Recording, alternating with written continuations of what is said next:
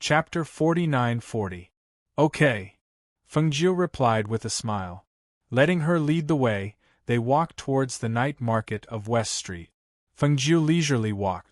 Looking at her two well-behaved and obedient sons, her eyes flashed with gentle doting expression. With a smile on her lips she said to them, "If you see something you like, just say it, mother will buy it for you." Hearing this, both of them raised their head and looked towards her. With a smile on their face they replied, "Okay, thank you mother." As a matter of fact, they were also rich.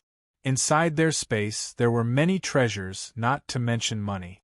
After all, both of them were boys, so they didn't have much interest in some small things. They just held their mother's hand and walked on the street, looking at this bustling night market. Arriving at the night market of West Street, they found a small stall on the roadside and sat down to eat some things. Meanwhile, Ewer also arrived at West Street by herself. She had strolled all the way here, and heard that the night market of West Street was the most bustling, so she came here. Alms bowl cake? Is this a pastry? Ewer curiously stopped in front of a small stall. She raised her head and looked at that transparent thing inserted in the side, as well as 3 words hanging in front of the stall. "This is a very delicious pastry, little sister. Do you want to buy one to try?" The stall selling alms bowl cake was a youth. Seeing Ewer standing in front of him and curiously looking at him, he took out another alms bowl cake and poured it out. Then using a bamboo stick, he handed it over to Ewer. Ewer took it and tasted a mouthful. Feeling soft and bouncy, it was very delicious. Her eyes couldn't help but lit up, then taking out money, she handed it over to him. "I also want 10 to take away." "Okay." The youth smiled and swiftly packed 10 alms bowl for her. Then giving her the change, he said, "Come again if you like." Ewer answered with a smile. After taking the alms bowl cake, she stored it inside her space. Shortly afterwards, she walked towards the next stall. While eating alms bowl cake, she looked at the things in another stall. "Is this candy? Give me half a gene." While speaking, she again took out money and handed it over. After walking to several stalls, she ate until her stomach was full. She walked to one side and stopped. Then touching her stomach, she burped. "I'm so full. I can't eat anymore. But what if I still want to eat?" She muttered to herself and looked around. Then, she walked towards the main street.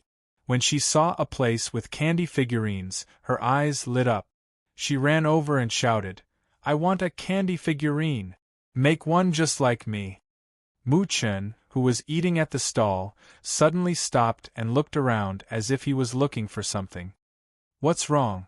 Fengjiu asked as he looked around. The street was bustling with people coming and going. The shouts and the chatter of the people on the street overlapped. It could be said that it was very chaotic. "I think I heard my sister's voice," Mu Chen said. He didn't know if it was the telepathy of the twins, but he kept feeling that his sister was around. Hearing this, Fengjiu raised his eyebrows and did not say anything. Instead, he released his divine sense and scanned the surroundings. The search of the divine sense was naturally not something that the naked eye could compare to. The divine sense swept past one person after another. Even if there were so many people on the street, it would not miss anyone. Chapter 49-41. That little girl is buying sweets over there. Fengjiu shook his head. Hearing their mother's words, Mu Chen and Hao Er's eyes lit up. They quickly stood up and looked in the direction their mother was looking, but they could not see where Yu was. "Little sister? Master is talking about that little girl?" Mi also quickly stood up and looked left and right, but she could not see anyone. "Over there," Fengjiu said and walked forward. Yu was looking at the peddler who was kneading the sweets. She looked at him with her big eyes and said, "Kneaded according to my appearance, make it look better." "Little sister. Little sister." Hao and Mu Chen came over and shouted when they saw her. Yu, who was staring at the sweets, was startled when she heard the familiar voice. She turned around and saw 2 figures running over. When she saw the 2 figures, she was stunned for a moment. She was not familiar with their faces, but she was familiar with their figures and the expression in their eyes. She did not need to think to know that they were her two brothers in disguise. She couldn't help but smile happily and ran over to them. Big brother! Big brother! Little sister, we finally found you. Are you okay? Did you encounter any danger outside alone? Howard held her hand and looked at her in front of him, unable to hide the joy in his eyes. Don't you know that we would be worried if you ran around? Mu Chen scolded with a straight face, acting like an older brother. Yu stuck out her little tongue, feeling somewhat guilty and also somewhat guilty, she said. I also missed Mother, so I secretly ran out, but you all don't need to worry, I am very well, I didn't encounter any danger. As he spoke, he asked in a low voice, Is Master angry with me? Is he very angry? Since you were worried that your master would be angry, why did you sneak out? A voice sounded, and Yu widened her eyes in astonishment. She looked at the person slowly walking over. It was obviously not her mother's face, but that voice was her mother's voice. Mother? She called out in astonishment. She couldn't believe it. Fengjiu walked over and looked at her little face full of astonishment. She was originally worried about her and wanted to scold her, but when she saw this soft little girl, she couldn't bring herself to scold her. Have you suffered? Did you get hurt while you were out there? Did you not eat well? Why did you lose weight? Fengjiu caressed her daughter's head and pinched her arm. Although she was pinching her soft flesh, she still felt that she had lost weight. Woo, Mother, I miss Mother so much, I miss Mother so much. Yu slowly came back to her senses, then threw herself into her mother's bosom and cried. Hearing his youngest daughter's words, Fengjiu's heart ached and he felt guilty. All right, don't cry. Be good. She wiped away the tears on her face and said, Do you know that Mother will be worried if you run out alone?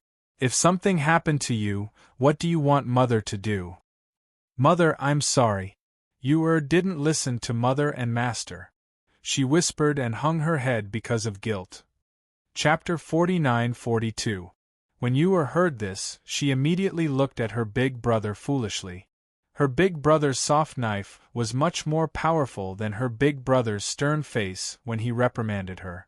This was making her vexed for secretly running away.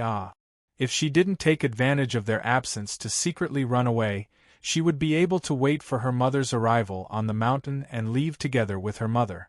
Thinking of this, she lowered her head sadly and said, I know my mistake, I really know my mistake. In the future, I won't be disobedient anymore. Seeing this, Howard didn't say anything else.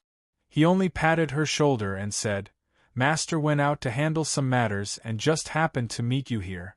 Before Master returns, we will stay by Mother's side.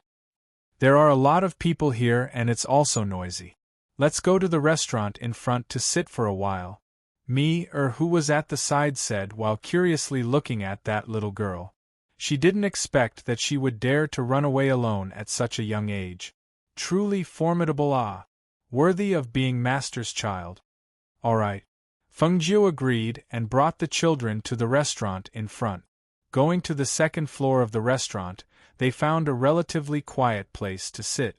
Fengjiu then asked, Yu how long have you been here? Where are you staying now? Mother, I came together with Grandpa Gua, so I didn't go on the road alone. Now I am staying at Grandpa Gua's friend's house. I originally wanted to go and find Mother after 2 days. She promptly said. Hearing this, Fengjiu raised his eyebrows. Grandpa Gua? Who is he?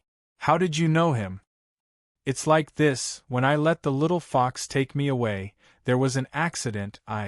She told him about the things that happened after she left that day, as well as how she left Xiao family's place and the reason why she came here together with Gua family's old ancestor. After listening to her, Fengjiu nodded his head, so to say, because you met with danger on the road, he knew your identity? Yu answered then said again, but he said that he won't tell anyone because I saved his life. Where is the whip that your master gave you?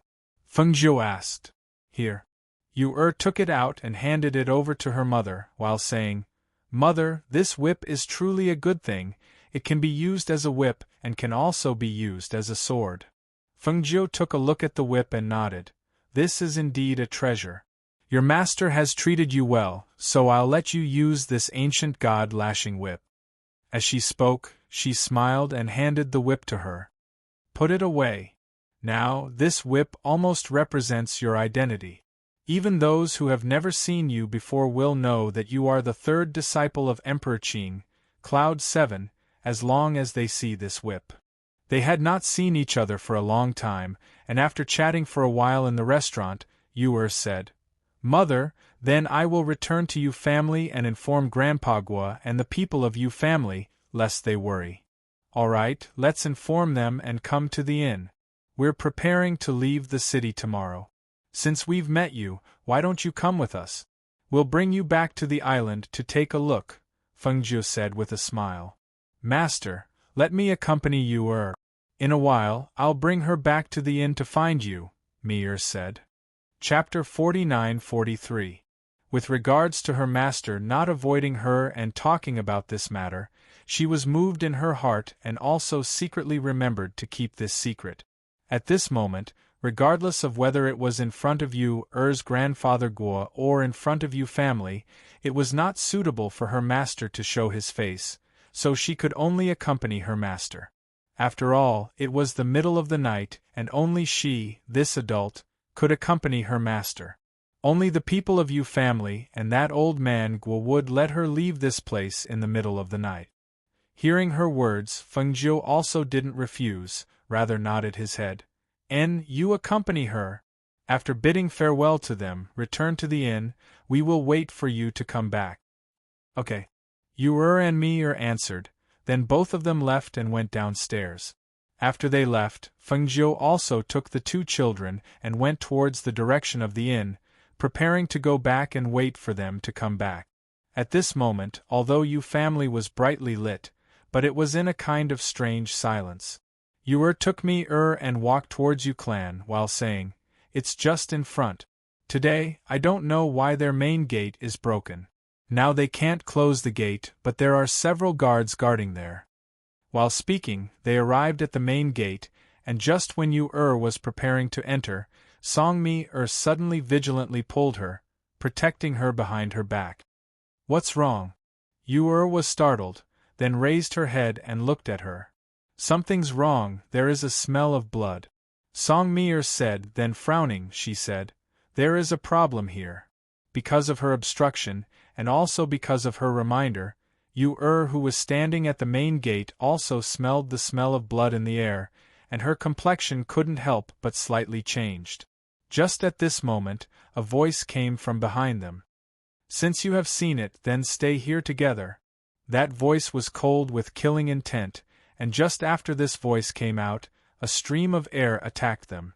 The two people standing at the main gate had no way to retreat, so they could only hide inside Yu residence. But just after entering Yu residence, they sensed that the entire Yu residence was covered with an enchantment, so that the sound and the stream of air from the fight wouldn't leak out. Therefore, it also wouldn't alarm other people. And all over this residence, those people who should be guarding the main gate were all lying on the ground at this moment, and in the direction of the backyard, there were sounds of fighting and screams. "Be careful!" Mi shouted. With a twist of her hand, a frying pan flew out and struck towards the person who was attacking. With a whoosh, the frying pan was flung at that person. As it flew out, it expanded as it spun, and with a bang, it smashed down from above. However, after the attack was blocked, it returned to Song Mi's hand. "Lion!" Yu called out and looked in the direction of the rear courtyard. She said, "Go and take a look at Grandpa Gua." After all, they had been together all the way, and she didn't know what had happened. In short, protecting him was the most important thing. Roar! The lion roared and dashed towards the backyard. "Divine beast!" That middle-aged man who had attacked me narrowed his eyes, then his gloomy and cold gaze fell on Yu as if he was trying to guess who she was. Such a young child actually had a divine beast accompanying him? In the rear courtyard, the old ancestor of the Yu clan and Old Guo were working together to deal with the three people who were attacking them. Most of the people in the residence were unconscious because they had eaten and drunk water. Only the two of them were still conscious because they were stronger. In addition to the fact that they hadn't eaten anything and had only drunk tea, and because of their great strength, they were able to forcefully endure. Chapter 49-44. Patriarch Yu was frightened at the same time. He didn't expect these people to come back and poison him. What on earth did they get from Elder Xing? How did they provoke such people to come after them? Hiss! He couldn't dodge in time and was cut in the shoulder. Blood instantly oozed out and he retreated. Bang! The fierce palm wind hit Elder Guo and he flew out. He hit the stone wall and rolled to the ground. He spat out a mouthful of blood and his breath weakened. Cough, cough. Old Guo supported himself against the wall and wanted to stand up, but he saw that the two people's attacks were already coming towards him. At this moment, he, who had nowhere to run or retreat, thought that he would be hit by the palm. Unexpectedly, a furious roar sounded out, followed by an extremely fast figure that flashed past and bit him to the side. Divine Beast! The three people who were attacking him narrowed their eyes and stared at the lion who suddenly jumped out. Elder Guo was stunned when he saw that the lion saved him. Then, anxiety appeared in his eyes. Why are you here? Take your master away from here. The lion glanced at him and said, Master asked me to save you. Elder Guo heard this and opened his mouth, but he didn't know what to say. In the evening, when he found out that Yun Qi had gone out to the night market, he told the gatekeeper to leave someone to wait for her. When something happened at night, he was glad that she went to the night market and did not get involved in this matter.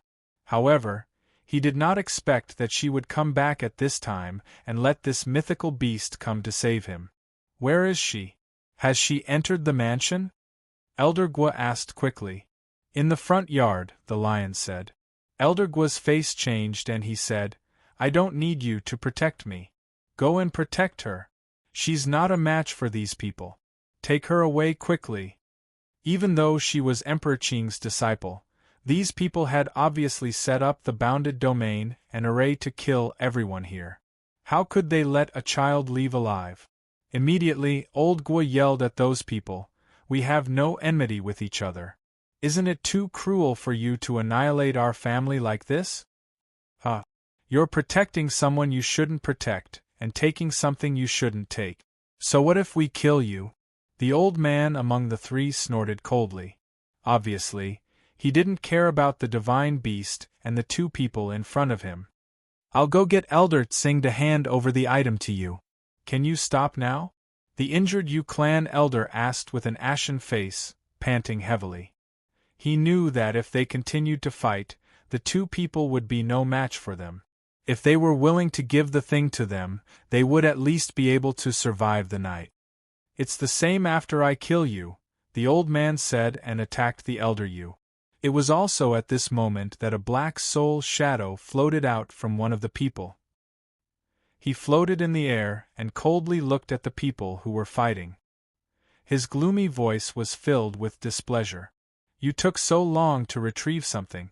What a bunch of trash! With a shout, an invisible pressure came crashing down from above towards Old Guo and the Yu clan's old ancestor. Because of this attack, the two people spat out blood and quickly retreated. They looked at the soul's shadow in shock and saw that he had already floated to a guest room in the courtyard. Not long after, he heard a shrill scream coming from inside, followed by silence. Chapter 49-45. Not long after, a soul shadow floated out from inside. Merely at this moment, that soul shadow was holding something that was suffused with a dim light in his hand. That thing was the size of a bracelet, and at the side there were two small bells. At this moment, this thing was floating above the palm of that soul shadow, as if he was unable to hold this thing. He came to the side of one of them and said, Keep it. Yes, my lord. The middle-aged man responded respectfully and quickly took the item and put it away. That soul shadow swept a glance at those two old men, and was too lazy to make a move.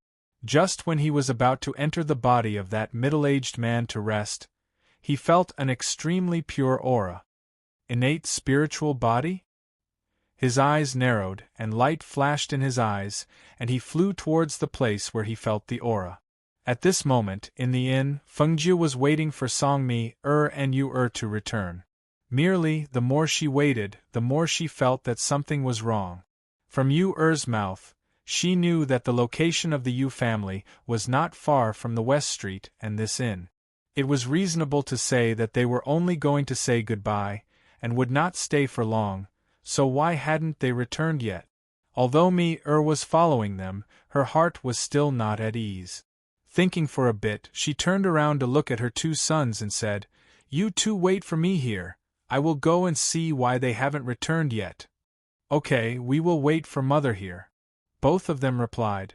Fengjiu revealed a smile and rubbed their heads, saying, "The night is getting late, you two don't run around. Obediently wait here, Mother will return in a while."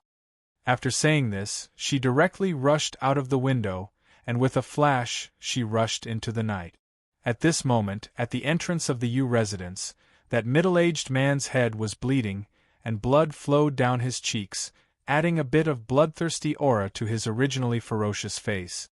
He was gasping for breath, fiercely staring at that young girl who was holding a frying pan and kitchen knife in her hands. That frying pan was bigger than ordinary, and at this moment, it was suffused with a strong airflow. With one look, he knew that it was a treasure. Merely, he never knew that there was someone whose treasure was a frying pan. Only the heavens knew that when the bottom of the wok smashed into his head, even with his cultivation protecting his body, his head actually bled from the impact. There was also that kitchen knife. Although it was called a kitchen knife, it was more like a bone knife that was used to chop large bones. The edge of the knife was cold and extremely sharp. With these two things in hand, he had been fighting with her for so long, but he was still unable to kill her. One had to know that this woman looked no more than 15 or 16 years old, especially when she was protecting the little girl behind her. These two people were so weak that they couldn't even be seen. Normally, one move would be enough to deal with them. But right now, even though the young girl's body was heavily injured, she still stubbornly protected the little girl and did not retreat in the slightest. If this continued, it would not do. Roar! Just as he was about to attack again, he suddenly heard a lion's roar. A lion suddenly pounced at him from the side. He was shocked and quickly counterattacked. "Big sister how are you? Are you all right?" Yu worriedly looked at her. Yu's body was full of big and small injuries, but all of them were because of her protection, so she wasn't injured by that person. "You have to quickly leave and go to the inn to find Master. This place is too dangerous, go." Taking advantage of the lion entangling that middle-aged man, Songmi protected her and went towards the entrance, wanting to send her away from this dangerous place as soon as possible. Chapter 49-46. Suddenly hearing that voice, Songmi-er's heart sunk, and instinctively protecting Yu behind her, then vigilantly looking towards the direction of the voice, she saw that it was not a person, but a soul body. "Quickly go." Songmi pushed her to leave towards that door. "You think you can leave?" That soul body sneered, and with a wave of his hand, Yu who was running towards the door, as if she had touched some kind of barrier, bounced back and fell on the ground. Seeing this, the uneasiness and worry in Songmi-er's heart became more and more deep. They were trapped. They couldn't escape. "Who are you? What do you want to do?" Songmi shouted loudly, then raising the kitchen knife in her hand, she pointed it towards that soul body. That soul body shot a glance at the frying pan in her hand, and a trace of dark light flashed through his eyes. "Cooking God Song Clan's person? Yes. If you are sensible, it's best not to touch us, otherwise, our Song Clan will not let you off." Clearly feeling the terrifying and powerful soul body before her eyes, Songmi-er could only attempt to use Song Clan to scare him off, but she also knew that the aura of this soul body, who was unknown whether it was a human or a ghost, was so terrifying. Moreover, recognizing that she was a person of Song Clan, she feared that he would not be easily scared off. Insignificant Song Clan, nothing more," he sneered, then shooting a glance at Songmi-er, he waved his hand and brushed her aside. Bang! Ah! Almost without any power to resist, she was brushed aside and knocked against the stone wall. Songmi-er screamed miserably, then after knocking against the stone wall, she rolled on the ground and spouted out a mouthful of blood. Pfff! Big sister me-er! You cried out in alarm, then ran towards her. A child with innate spiritual body, truly rarely seen. This smells really fragrant. That soul body blocked in front of you, and with an intoxicated expression, he smelled that pure and rich spiritual chi from her body. Get lost. You angrily took out her whip and lashed towards him. Shio! The red whip, as if a flame, suddenly attacked, and lashed towards that soul body in front of her. That soul body had an intoxicated expression, squinted his eyes. Perhaps he felt that this child's attack also couldn't injure him, so he didn't care about it. However, when he felt an intimidating and fierce aura with a terrifying power attacking him, he was shocked. He opened his eyes and saw a red light flashing in front of him. The speed was too fast for him to see clearly, but he instinctively felt danger and dodged. He had no choice but to dodge the whip that was aimed at him from the front, but he couldn't avoid the whip that landed on half of his body with a whoosh. A searing pain shot straight to his soul like a burning flame. It was so painful that he couldn't help but suck in a breath of cold air. His soul quickly retreated, and only then did he look at the whip in the child's hand. God-striking whip! His brows furrowed tightly, and his face, which was not very conspicuous in the night, darkened. A dark and cold aura also spread from his soul. You are the disciple of the Azure God Emperor. There was no doubt in Zhang Xian's mind. Apart from Emperor Qing's disciple, who else would dare to hold the holy whip? Thinking about the words of Emperor Qing, and thinking that this child with innate spiritual body before his eyes was unexpectedly the disciple of Emperor Qing, his brows twitched, and a trace of unwillingness flashed through his eyes. Innate spiritual body child was so nourishing, if he refined her into a pill, then his divine soul would become even more powerful, and perhaps he might ascend to become great emperor in the near future. Chapter 49-47. There was a faint trace of hesitation in his heart. The current him still didn't have the strength to bear the fury of Qing Emperor, so he didn't dare to take this risk. But innate spiritual body was so hard to find. If he obtained her and used her to refine a pill, perhaps he could ascend to become great emperor. At that time, he would naturally be able to contend against Qing Emperor. For a moment, two thoughts floated in his heart. Reason told him not to take this risk, but there was another voice in his mind telling him not to miss this opportunity. As long as he killed all the people here, then no one would know who had taken away this disciple of Qing Emperor. Even if he really knew in the future, at that time, perhaps he would have already ascended to become great emperor. Thinking of this, the excitement in his heart sprang up again, and looking at that child who was holding God-beating whip in her hand, it was as if he was looking at a rare treasure.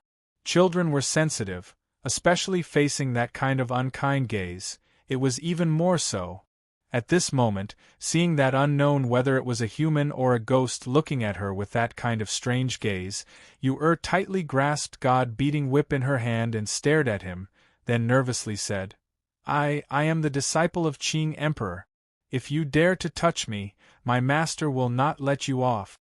Although she also didn't want to always bring out her master's name like this, but this unknown whether it was a human or a ghost looking at her with such a terrifying gaze.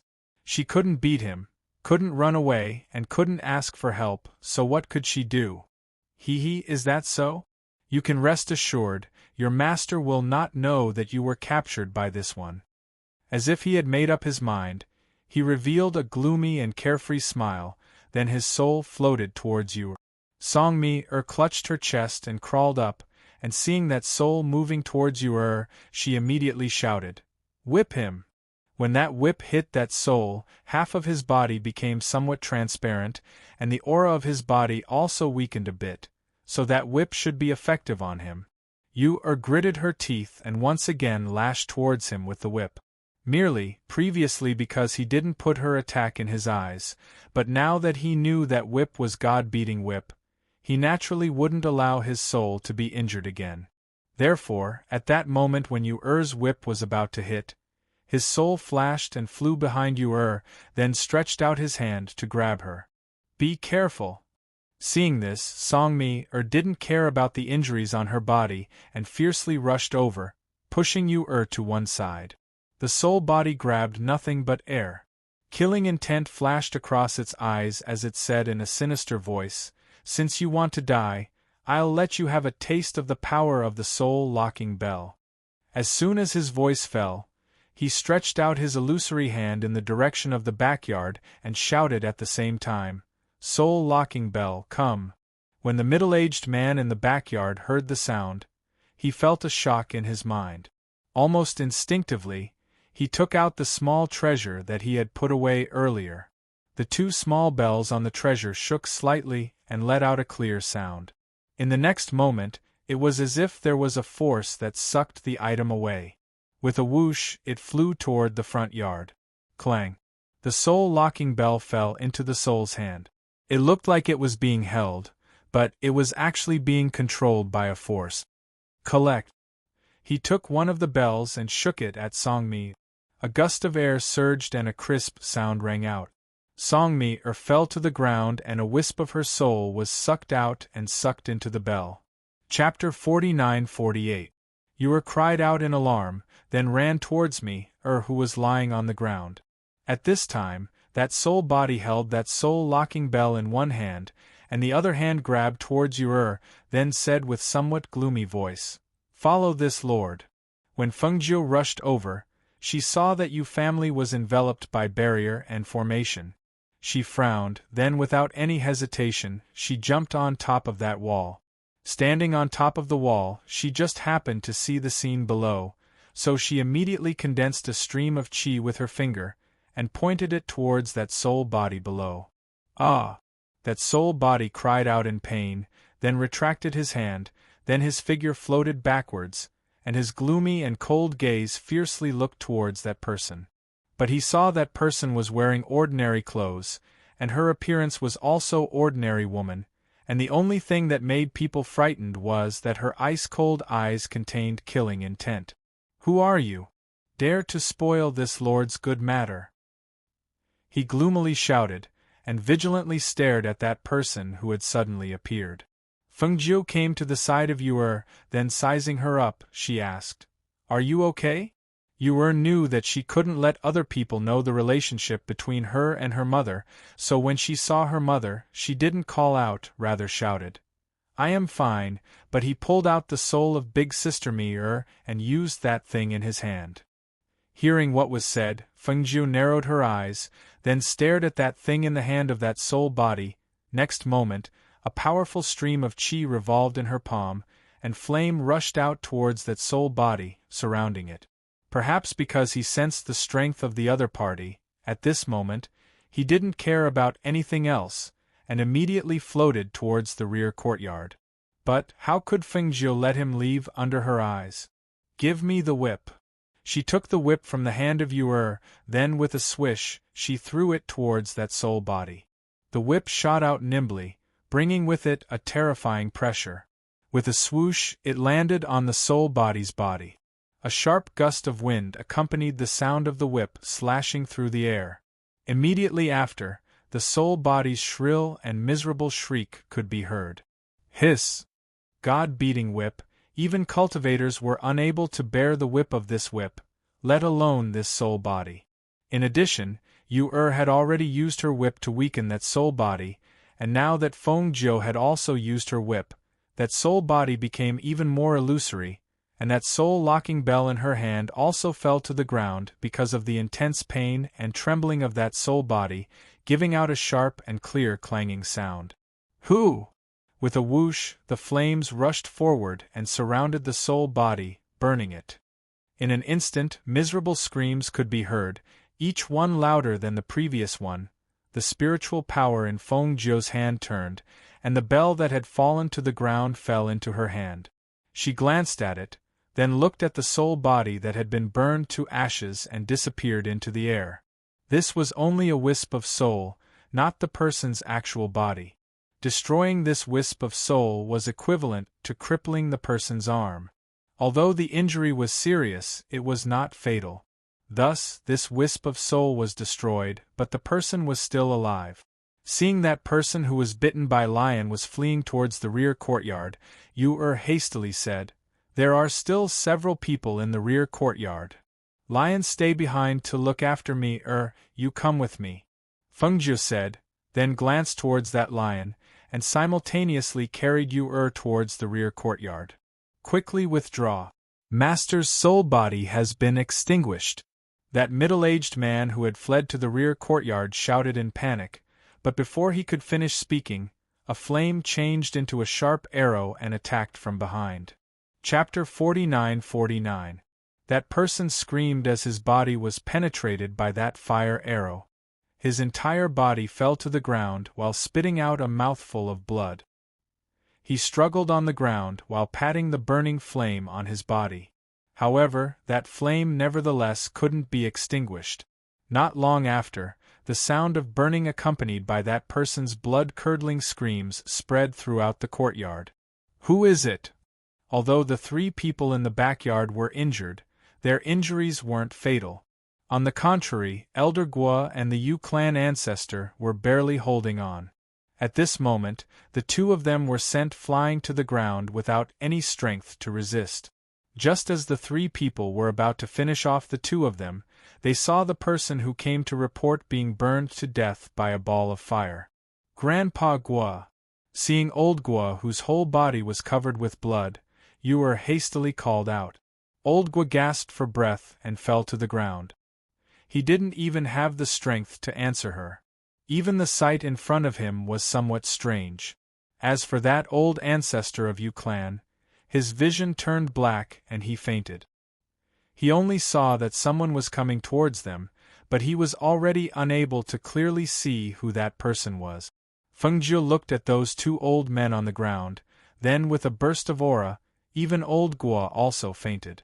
Seeing this, those 3 people were somewhat startled. Just when they were about to ask her who she was, they felt a terrifying pressure along with a powerful aura pervading the air, which shook them to the point that they didn't even have the strength to open their mouth. Plop! Under that powerful pressure and aura, those 3 people knelt down with a plop, and cold sweat seeped into their back. They only felt their heart beating in horror, and their eyes looked towards that woman in horror. Who the hell was this person? How could her aura be so terrifying? Feng Jiu handed over the whip to Yu and simultaneously walked forward. Arriving in front of those 3 people, he extended his finger and placed it in the space between their eyebrows, and under their shocked gaze, he began to search their soul. She wanted to know who was the real body of that soul, and what was the origin of these people. Dealing with this kind of people, the best method was to directly search their soul. Not long after, those 3 people fell down. Under Feng Jiu's soul search, it was basically impossible for these 3 people to be alive. Seeing that everyone had fainted, Yu stepped forward and said, "Mother, earlier, I don't know if it was a human or a ghost, but it said that I have an innate spiritual body. It said that I was very fragrant and wanted to catch me." Hearing this, Feng Jiu rubbed her head and said, "It's okay. Mother will take care of the rest. Don't worry." Because the 2 children had innate spiritual bodies, their bodies were covered and protected. Ordinary people would not be able to detect it. It was obvious that the true body of the soul body had an extraordinary cultivation level. However, no matter who the other party was, She would not let him off if he dared to have designs on her child. I will wake them up, and after informing them, we will return to the inn. Fengjiu looked towards Yu and said, "Okay." Yu answered, then her mother shot out 2 streams of qi. The 2 unconscious men groaned and slowly regained consciousness. "Grandpa Gua, those people are dead, but I also have to leave. I came back to inform you," Yu said, then looking at the 2 people who were leaning against each other, she thought for a bit, then took out a medicinal pill and gave it to old Gua. "This medicinal pill can cure your injury. After your injury is healed, quickly return home." Chapter 49-50. As far as he knew, other than those 3 disciples of Emperor Qing, there was no one else. Then who was this woman? How could she appear here and save them? Moreover, the strength of those people before was not weak, especially that soul. Was it also destroyed? Just by the strength of this woman alone? Many thanks for the grace of saving us. May I know how to address our benefactor? Elder Gua asked as he came back to his senses. His gaze landed on the woman as he tried to guess her identity and her relationship with Cloud 7. "It's just a small matter," Fengjiu said, nodding to him. "Goodbye." Saying that, she led Yu to the front. "Goodbye, Grandfather Gua." Cloud 7 waved her hand and shouted. As for the old ancestor of Yu family who had already woken up, she automatically ignored him. Outside, Fengjiu helped the unconscious Songmi up from the ground and led Yu out of the Yu residence to the inn. Because those people were already dead, the enchantment and formation of the Yu residence also automatically disappeared. Elder Gua felt a little better after taking the medicinal pill, so he supported himself against the wall and stood up. He went forward to help Elder Yu up. As for the rest, they could only wait until tomorrow to deal with it. Hao and Mu Chen were waiting for their mother to come back in the inn. Both of them looked at the window from time to time until a few figures rushed in through the window.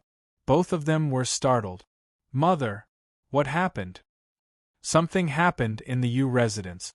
When Sister Mi and I arrived there, we saw that the Yu residence had been set up with a boundary and formation. The people inside were either unconscious or dead. We were also trapped inside. Sister Mi's soul was extracted by that thing in order to save me.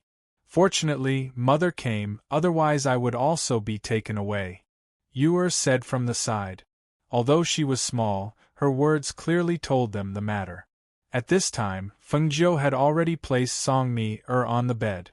She took her pulse and frowned, then said to Hao and Mu Chen, "I will help to treat her wound. Let the waiter bring in some clear water." "Okay, I will go." Hao immediately responded and went out first. He did not let the waiter bring it in. Instead, he personally brought the water in and placed it by the bed. At this time, Mu Chen had already pulled open the screen beside the bed and retreated outside. Hao and Mu Chen were both little boys, so they retreated to wait outside the screen. Yu stood by the bedside, watching her mother help me treat her wound. When her clothes were taken off and seeing those big and small injuries, Yu's little fist slightly clenched and said, "If it wasn't for Big Sister Mi blocking for me, perhaps now the one injured would be me." "Mother, will Big Sister Mi be alright? Most of the wounds on her body are superficial, and her internal injuries aren't that serious either. It's not a big problem for me to treat her, but she's currently in a soul-separated state. Her body is here, but her soul has been extracted," Fengjiu said slowly as he treated Songmir's wounds. Hearing this, Yu anxiously said, "Then can Divine Soul return? Didn't Mother bring back something called the Soul Locking Bell? Big Sister Mi's Divine Soul is inside that bell. Because of this Soul Locking Bell, Yu clan got into trouble," Fengjiu said, then with a flip of her hand, that small and exquisite thing appeared in her palm. Chapter 49-51. Hearing these words, Fengjiu was startled for a moment, then with a smile, she said, "This thing is not an evil thing, moreover, it is also an uncommon treasure." She smiled, then looking at Yu she said, There is no evil thing in this world, only the human heart is evil. Her voice paused, then said, just like a knife, in your hand you use it to defend yourself, but in the hand of an evil person, it is used to kill people, but in the hand of me, she can use it to cook. Things are the same, the only difference is the person using it. Hearing this, Yu nodded her head, then crisply said, Mother, Yu understands and will also remember.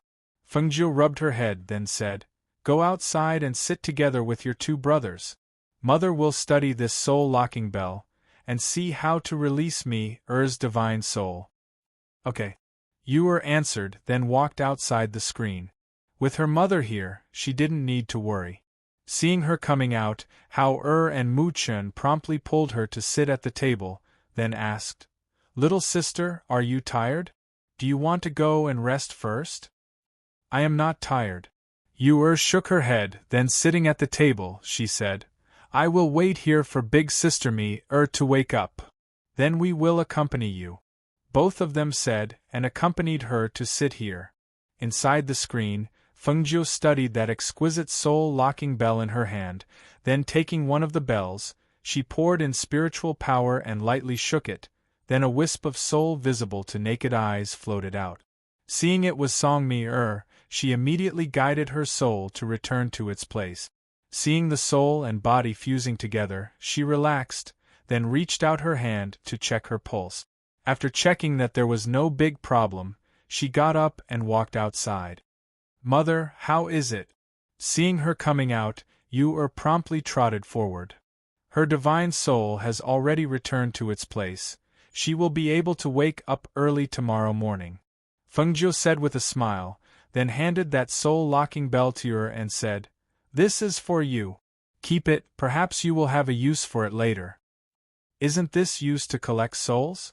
Yu asked, then took that soul-locking bell and played with it. The two small bells looked very exquisite, but this thing was used to lock the soul. Thinking that there might be ghosts and such things trapped inside, Yu frowned. Fengjiu smiled and said, This is an extraordinary treasure. Not only can it lock the soul, it can also absorb the soul. Moreover, ghosts and evil beings won't dare to come close to you. After you bind this item with your blood, wear it. It won't hurt. Hearing her mother's words, Yu dripped a drop of her blood on that little thing, then wore it on her little hand. Seeing that little thing became just the right size after being worn on her wrist, she lightly shook it, and the two bells lightly swayed, issuing a clear and melodious sound. Yu couldn't help but smile. Mother, look, it looks like a small bracelet. Alright, you guys must be tired today. Go wash up and rest, Fengjiu said as he rubbed her head. Originally, he only wanted them to go to Yu Clan to say goodbye, but didn't expect that they would be involved in this matter. Fortunately, nothing major happened. Merely, they couldn't stay in this place for long, as they had to leave early tomorrow morning. If no one knew that Yu was the disciple of Emperor Qing, then it would be fine. But if they knew, then seeing them together, it would inevitably attract attention and investigation. Chapter 49-52. The next morning, Mi woke up, but Fengjiu and the rest did not stay here for long and left around noon. Although the matter of Yu family happened last night, and at that time there was a barrier protecting them, so they did not alarm the people in the city, but this morning, all the powers and clans in the city received the news that something happened to Yu family. Only, other than the old ancestor of Yu family and old Gua, no one knew how the matter was settled, and even more didn't know who the person who settled this matter was. Half a month later, Fengjiu's flying ship stopped in a forest outside the city. She looked at the few people beside her, then kept the flying ship. This place is not far from the city, you all can walk there, Fengjiu said, and rubbed the head of Yu beside her. Master, can we also not let my father and the rest know about Master's identity? Songmi asked. She had been recuperating on the flying ship, so her body had recovered very quickly. Because that soul's true body was in this territory, they had come here.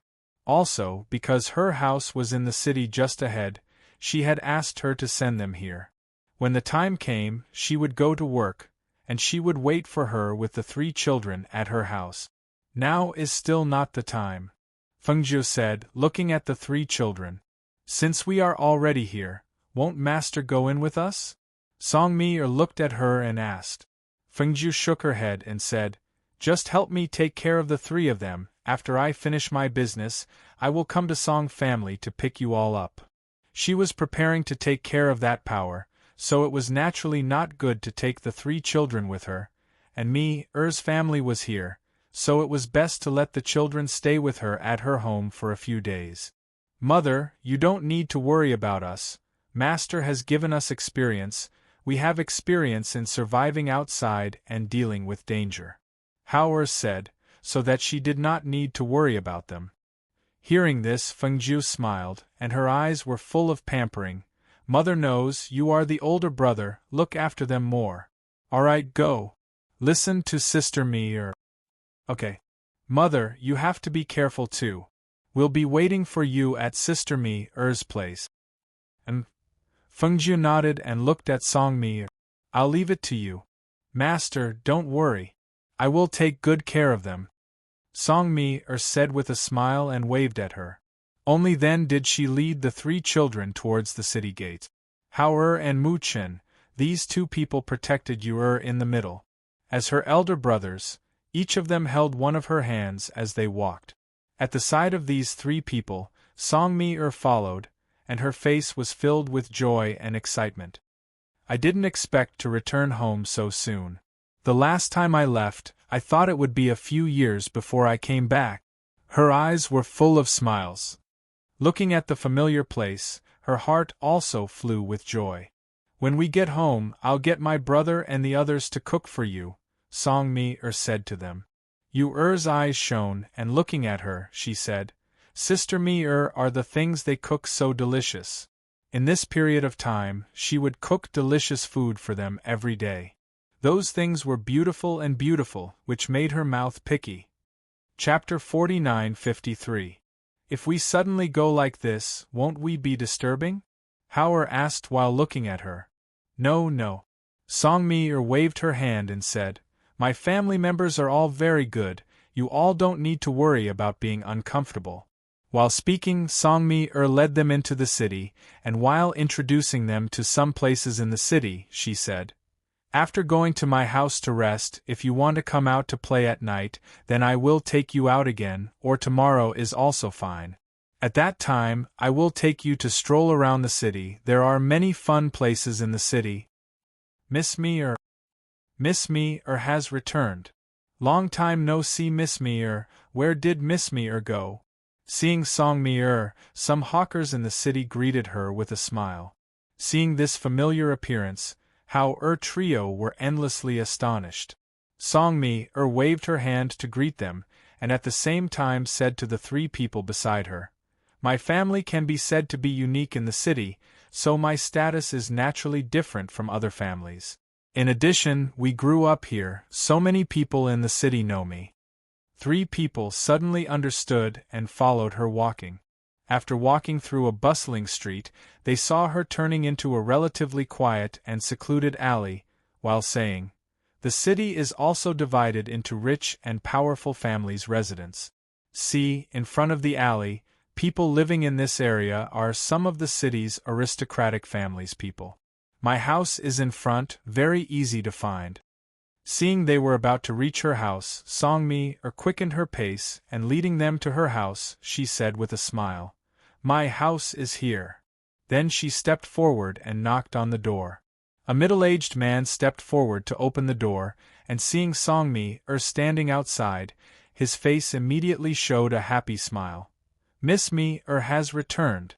Quickly come in, quickly come in. Finished speaking, while opening the door to let her in, he shouted inside.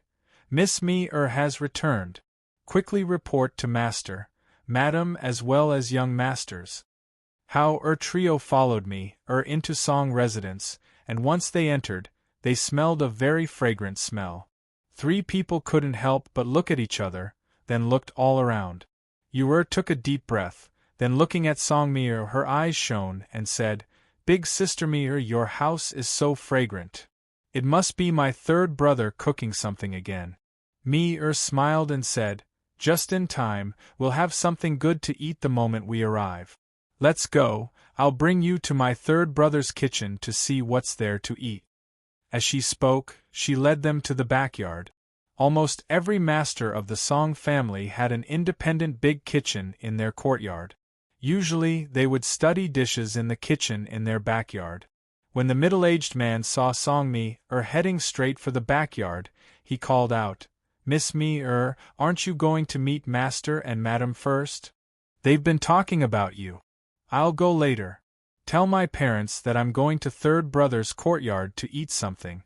I'll be there in a while. Mi-er said without even turning her head. Mississippi, Mississippi, when the maidservants saw her, they all bent their knees and bowed. They were a little surprised that she had brought 3 children back. This is my third brother's courtyard. Come, let's go to the kitchen. Mi-er smiled and walked towards the kitchen, indicating for the 3 to follow. Chapter 49-54. It is indeed different. From the moment they came in until now, what they saw was not something that an ordinary aristocratic family would have. In the Song family, places like pavilions and terraces, or places by the artificial mountains and ponds, their buildings would have some animals or some fruits and vegetables as decorations. Moreover, those decorations were very lifelike, as if they were real. Just the layout of this residence alone was very unique. I want to know what Jiejia's third brother made, Yu said and trotted to the kitchen. Seeing this, Hao and Mu Chun hurriedly followed. In the kitchen, a man in green robes was holding something steaming hot in his hands. He said to Song Mi, I just heard that you came back. I was thinking of going to see you later. I didn't expect you to come straight here. Just in time, come and try this new snack that third brother made. As soon as he said that, the man in green looked at the 3 children in surprise. He then looked at Song Mi and asked, You brought them back? Song Mi held his hand and smiled. Third brother, I smelled something delicious here, so I came directly. Then he looked at the 3 and said, These 3 are my friends. I met them this time. This is Yun Chen, this is Yun Yuan, and this is Yun Qi. Then he said to Hao and the others, This is my third brother, Song Yifan. Hearing this, the 3 looked at each other and said at the same time, Big brother Yifan. Mi rarely brings friends back. You guys are the first friends she has brought back. Song Yifan smiled and gestured to the 3. Come, sit here.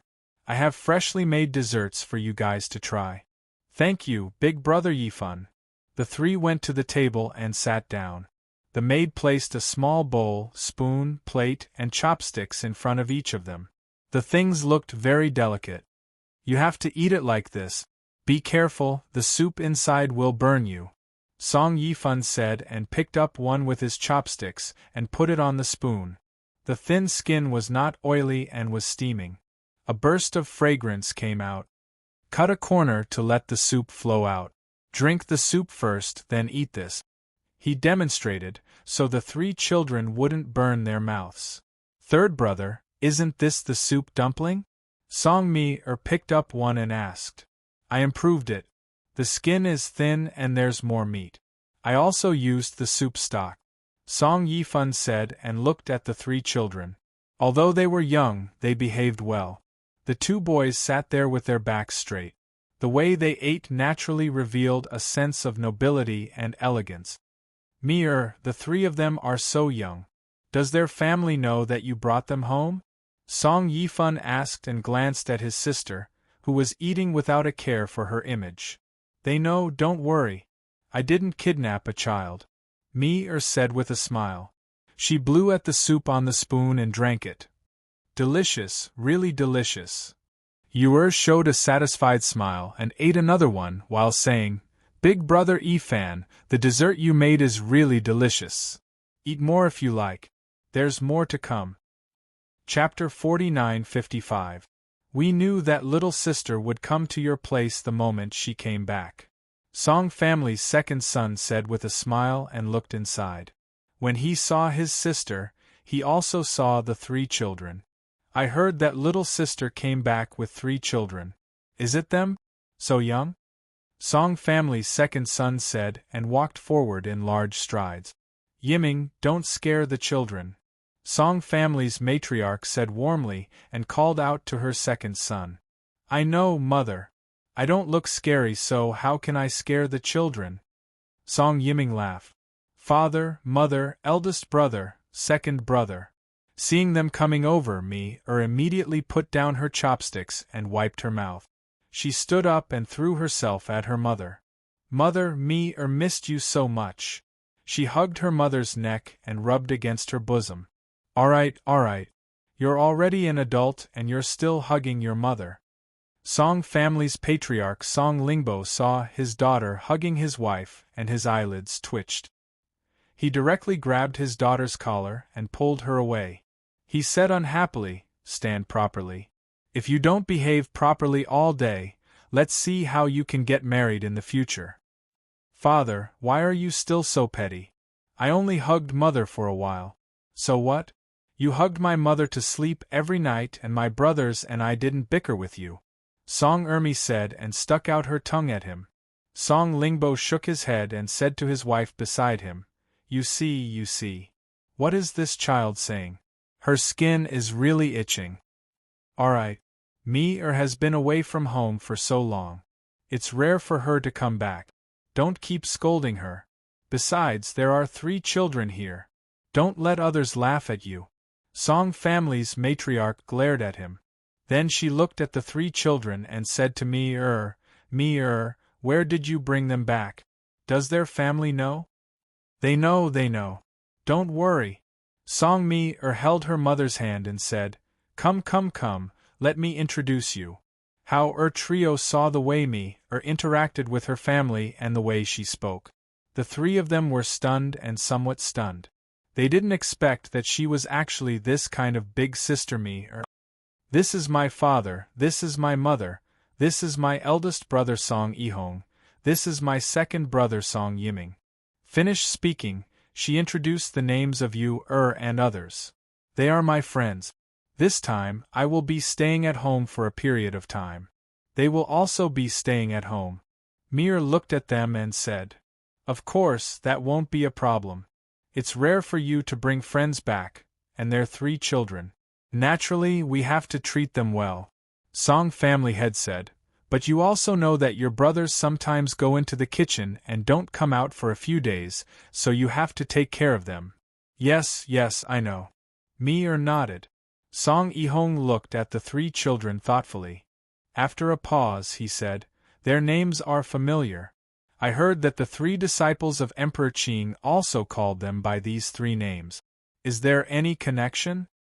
Hearing this, the Song family members looked at each other, then looked at the 3 children in surprise. Finally, they turned to Song Mir and asked silently. Song Mir was startled and asked in astonishment, Big brother, how do you know the names of the 3 disciples of Emperor Qing? Chapter 49:56. After all, it was Emperor Qing who said it himself. At that time, he also asked around, so he knew most of the 3 disciples of Emperor Qing and their names. Today, the 3 people his sister brought back were very similar to the disciples of Emperor Qing in terms of age and name. That was why he asked this question. Brother Ihong, you are so smart. Our master is Emperor Qing. Yu said with a smile. Since they were the family of Sister Mi and they had guessed it, it was fine to admit it. Hearing this, the eyes of the people from the Song clan flashed. They didn't expect that it was really Emperor Qing's disciple. One should know that Emperor Qing was a great emperor. He was a legendary figure. People like them could only listen to his prestige. They didn't have the chance to meet him. They didn't expect to see his 3 disciples today. Seeing this, Mi quickly said, Father, mother, eldest brother, second brother, third brother, it's good that you know. Don't tell others. I know. But, how do you know them? Song family head asked strangely. I will tell you later. I can't tell you now. Mi said mysteriously. Okay. Take care of them. They rarely come to the city. Tomorrow, let your eldest brother and the others accompany you to the city. Song family head said to How and the others, you can treat this as your own home. If you need anything, just ask me, and let her arrange it for you. Thank you, Uncle Song. How bowed. Thank you, Uncle Song. Mu Chern and Mu Yu imitated their elder brother and bowed to express their gratitude. Third brother, make some food for the children. When they are full, take them to rest for a while, Patriarch Song said, then looked at Song Mir and said, come with me. Then, he turned around and walked back with his hands behind his back. Seeing this, Song Mir said to the three, you eat at my third brother's place. I will come and take you to the yard in a moment. Then, she said to Song Yifan, third brother, help me take care of them. Then, she quickly left the yard. Seeing that their parents and little sister had left, the three Song brothers couldn't help but smile. Looking at the three children, the eldest Song brother said, come, sit here. Third brother, bring 2 more baskets of desserts. It just so happens that I'm hungry. All right, have a seat, he said and walked towards the kitchen. Big brother Ihong, did you all rely on cooking to increase your strength? Yu curiously asked. Our family is a family of culinary cultivators. We have our own set of cultivation methods. It's not that cooking can improve one's strength, but the dishes we make can improve one's strength and cultivation. It's just like medicinal pills. It might be easier for you to understand. Song Ihong smiled. You don't have to call us by our names. Just call us Big Brother Song, Second Brother Song, Third Brother Song, and that will do. Okay. The three of them answered. Looking at the 2 outstanding people, it was hard to imagine that men also liked to go to the kitchen. Song Mi was called over by her father to ask about her experience on this trip. However, she kept her mouth shut and muddled through the questions. She ran to her third brother's courtyard and brought How and the others to rest in the courtyard. Chapter 49:57. On the other side, after Fengjie left, she headed in another direction. From the information she obtained from searching their souls, she knew that the force was rooted in Yaoyang City. If she wanted to find the person's real body from the scattered evidence points in Yaoyang City, she would have to investigate further. She sped along at an extremely fast speed.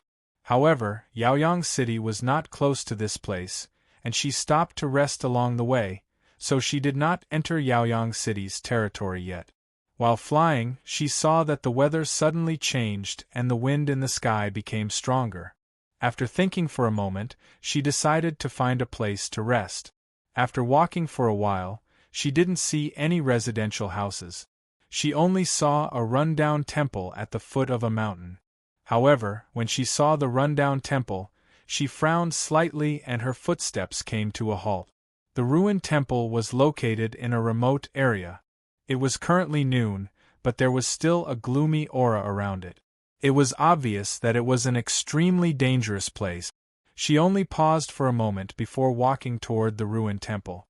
With her current cultivation and strength, a place like this and the baleful Yin Qi would naturally not be able to harm her.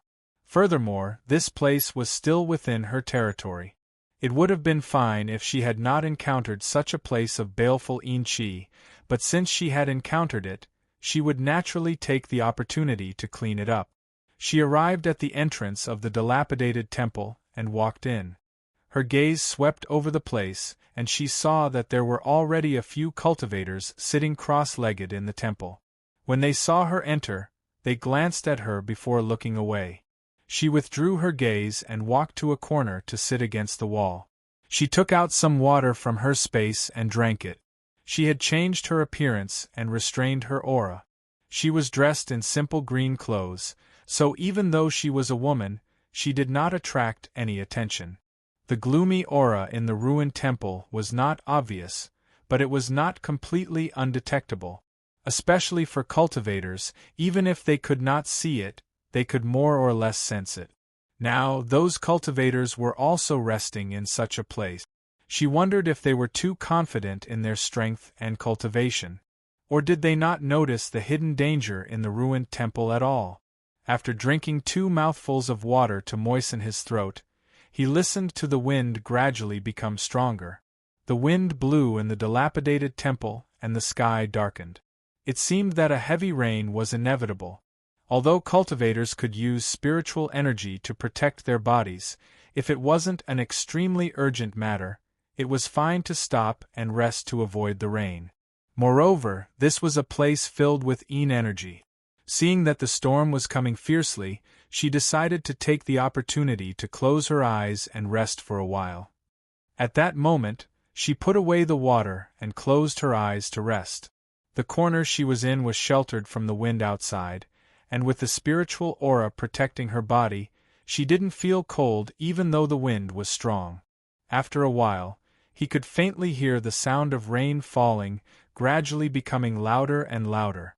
The wind and rain were accompanied by the sound of muffled thunder. Perhaps it was because of the change in the weather and the howling of the wind and rain, but the atmosphere in the ruined temple gradually cooled down.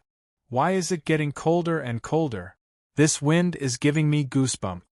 A cultivator in his 20s said as he rubbed his arms. Another person said, "There's a door over there. It'll probably be better if we use the door to block the wind." Chapter 49:58. I didn't think that there would be so many people passing by today. There are 2 carriages in front of us. They are probably here to take shelter from the rain. The cultivator in his 20s said in astonishment. He peeked through the crack in the door and saw that as their carriages drew closer, a person peeked out from the front carriage to take a look at the dilapidated temple before returning to sit in the carriage. At the same time, the 2 carriages and their entourage began to retreat until they stopped at the side of the road about 100 meters away. Strange, why are they retreating? The cultivator in his 20s said in surprise as he looked at the 2 carriages 100 meters away, as well as the entourage accompanying them. Pfft, they are probably afraid of this fiend land and don't dare to come. A middle-aged cultivator sneered. He crossed his arms and closed his eyes to rest. A group of cowards. What fiend land? The other 2 cultivators asked with knitted brows. It's this ruined temple. Didn't you notice that the chi here is heavier and is accompanied by a wave of killing intent? As the middle-aged cultivator spoke, he glanced at the 2 and said, "It wasn't raining before, but now that it's raining, the chi here is heavier and the aura is colder." When the 2 heard this, their expressions changed and they immediately stood up. "We didn't notice it, but since this is a place like this, we naturally can't stay here for too long lest we bring trouble to ourselves." With that, the 2 walked towards the entrance of the ruined temple. They looked at the middle-aged cultivator who was still sitting, the young cultivator who was standing by the door with a confused expression, and the azure-clothed woman who was sleeping in the corner. After hesitating for a moment, the middle-aged cultivator kindly reminded them, "I heard my master say that fiend chi is not normal. If your cultivation isn't high enough, you will be easily entangled by the fiend. You should quickly leave. Especially that young lady over there.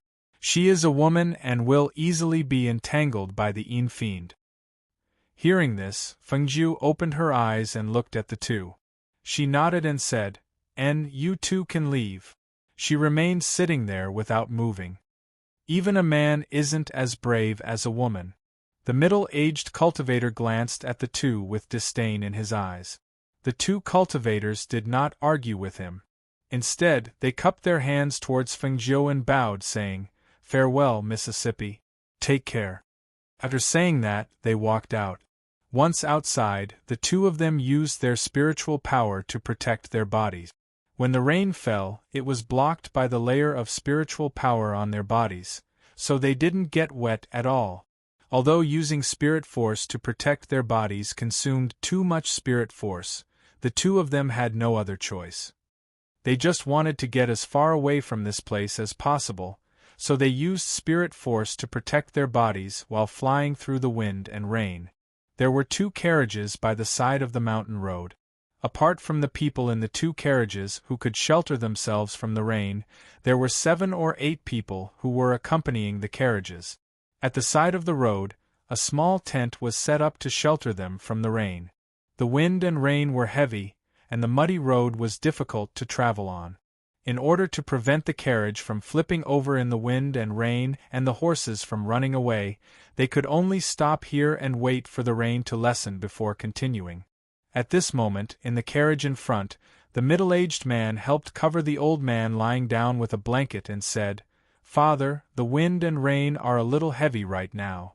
We can only wait for the wind and rain to subside a little before leaving."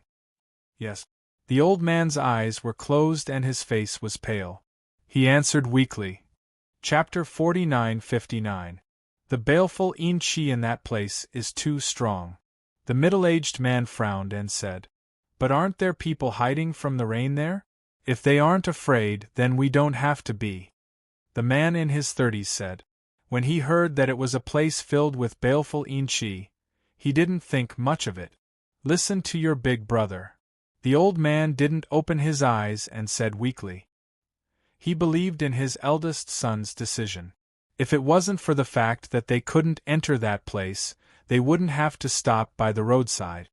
Hearing his father's words, the man in his 30s didn't say anything else. "You stay here and take care of father. I'll go to the back and inform them. Then I'll go to the ruined temple to see who's inside and warn them."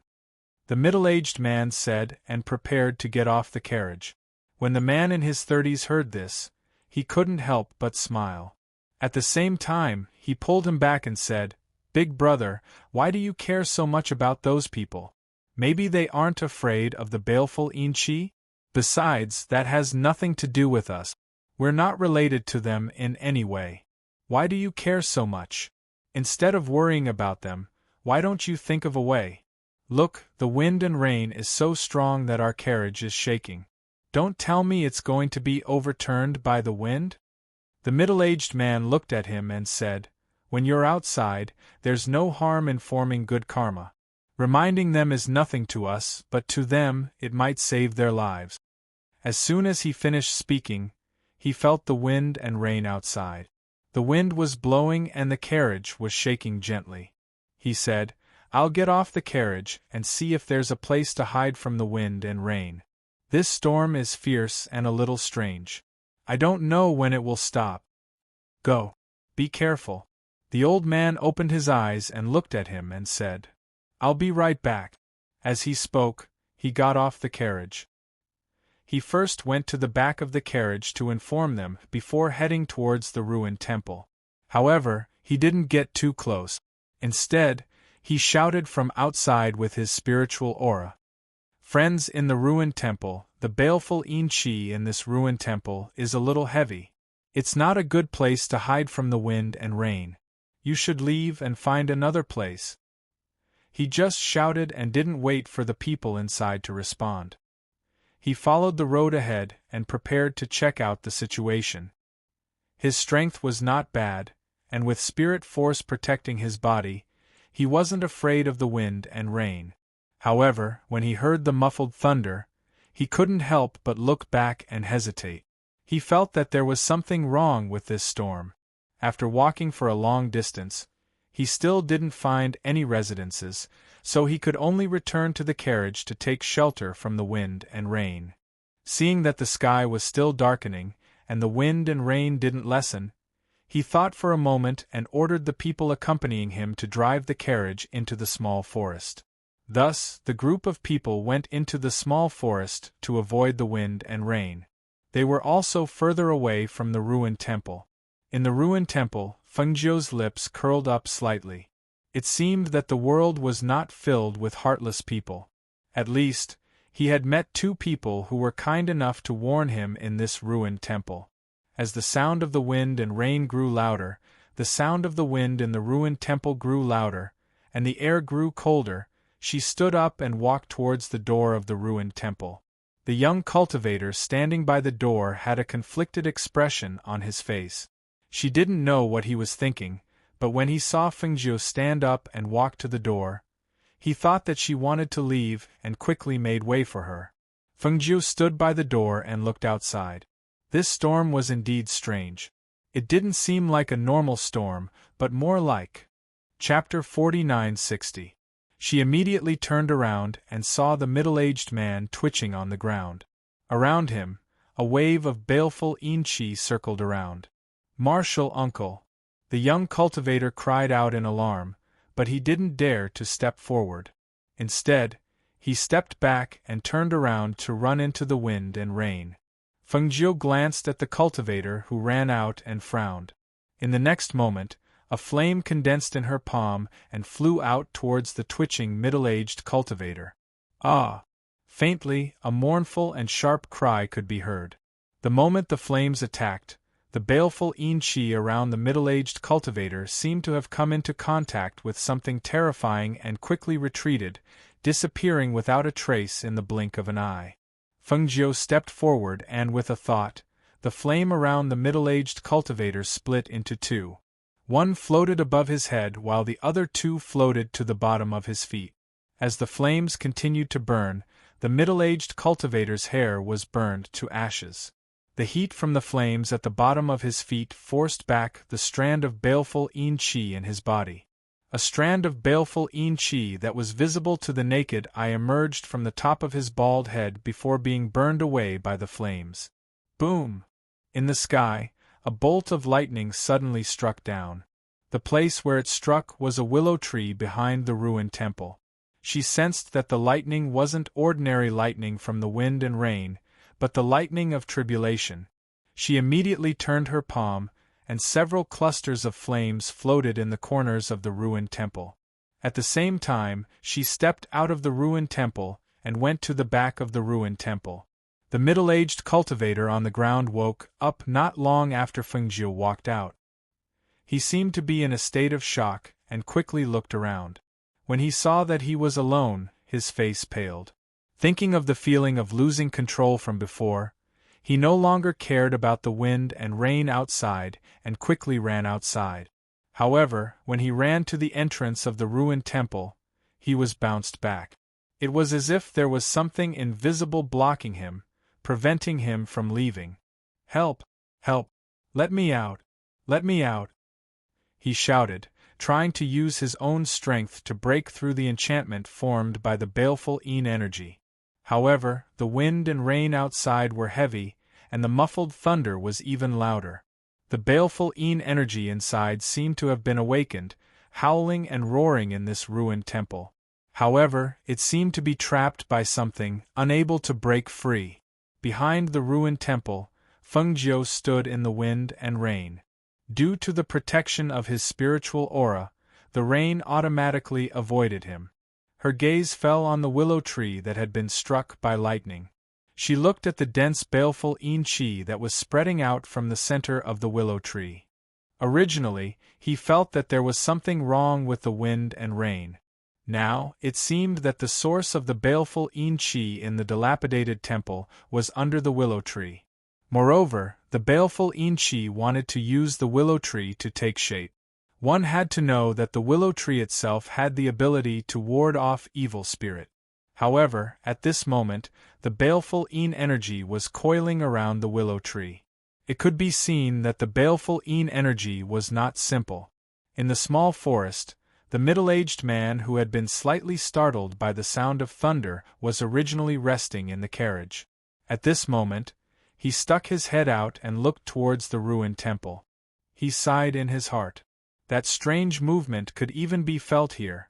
It was likely that the people in the ruined temple would not be able to survive. Chapter 4961. Yes. When the middle-aged man heard this, he hurriedly returned to the carriage and helped him sit up. The 30-year-old man next to him pulled up the blanket. "Father, are you uncomfortable lying down for too long? It's good that you have a seat. I've just made some tea. Have some hot tea," the 30-year-old man said as he prepared to make a cup of tea for him. The old man waved his hand and lifted the curtain to look in the direction of the ruined temple. He frowned and said weakly, "This storm and the sound of thunder is probably the tribulation of lightning caused by the baleful yin-chi in the ruined temple. If the baleful Inchi is allowed to take shape, I'm afraid there will be no end to it.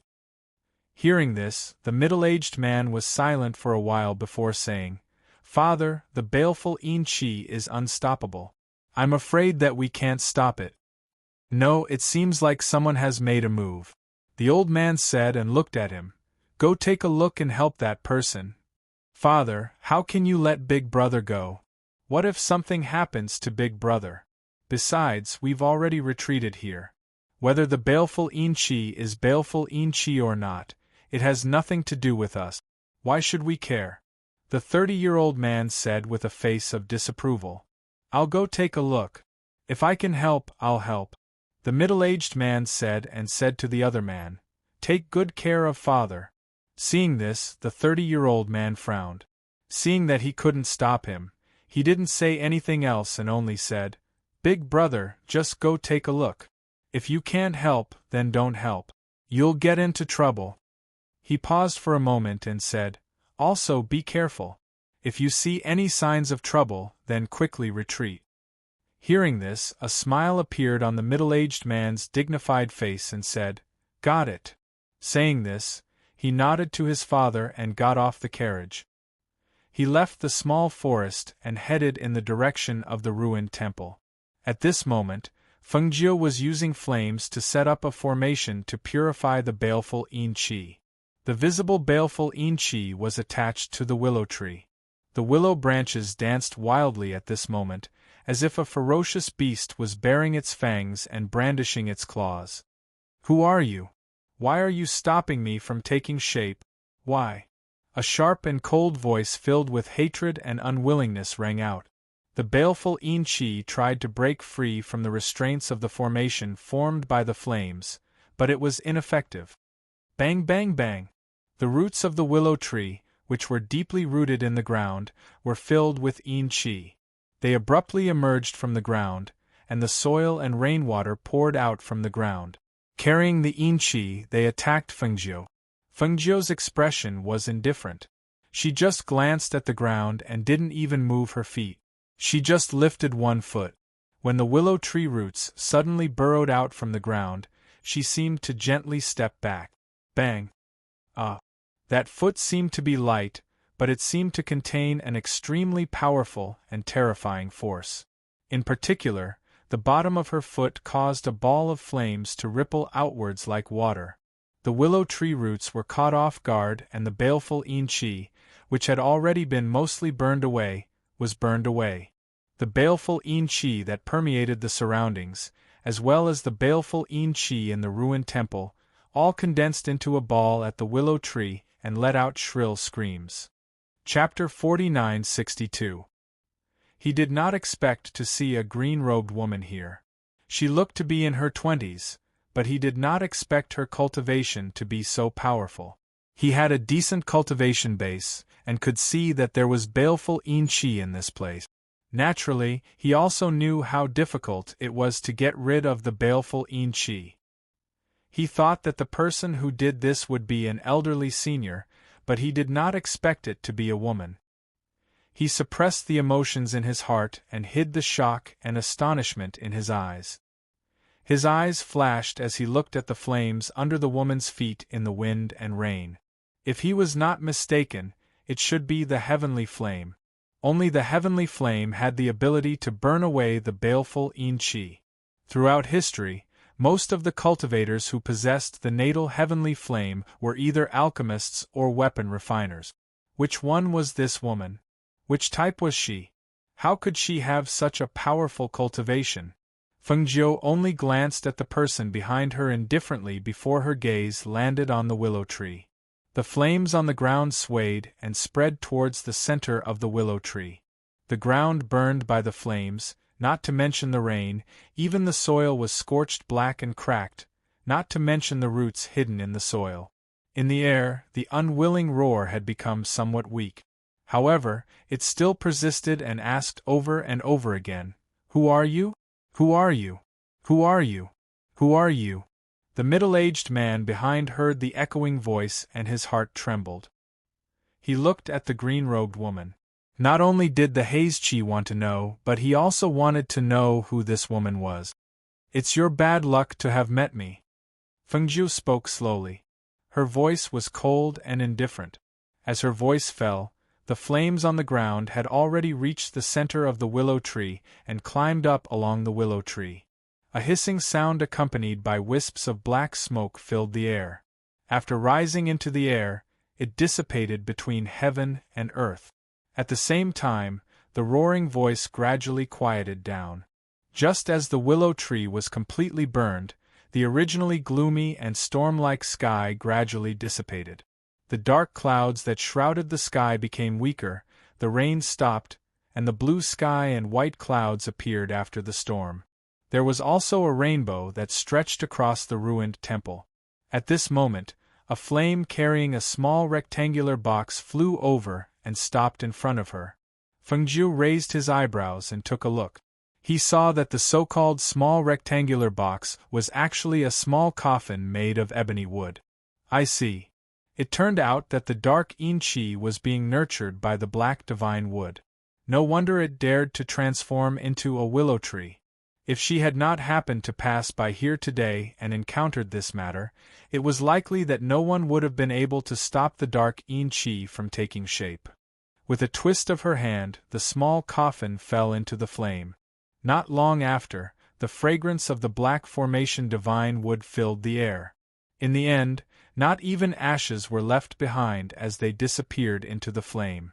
She turned around and glanced at the dilapidated temple.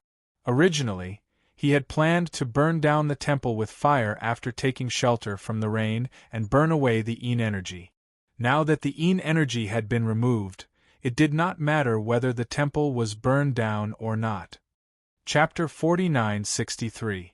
Miss, please wait. The middle-aged man who had regained his senses hurriedly stepped forward. Seeing that she had stopped, he clasped his hands and bowed. Mrs. Righteous, please accept Huang Fu Zhao's bow. Fengjiu turned sideways and did not accept his bow. Instead, she said, You're too kind, it was just a coincidence. This baleful Yin-Chi was extremely powerful. Huang Fu Shao admitted that he did not have full confidence in dealing with it. Miss, however, was able to extinguish it with a flick of your finger. Huang Fu Shao is sincerely convinced of your skill. He praised. Fengjiu did not speak, only looked at him. Just as Huang Fu Shao was about to speak again, he heard a call from behind him. Big brother, are you all right?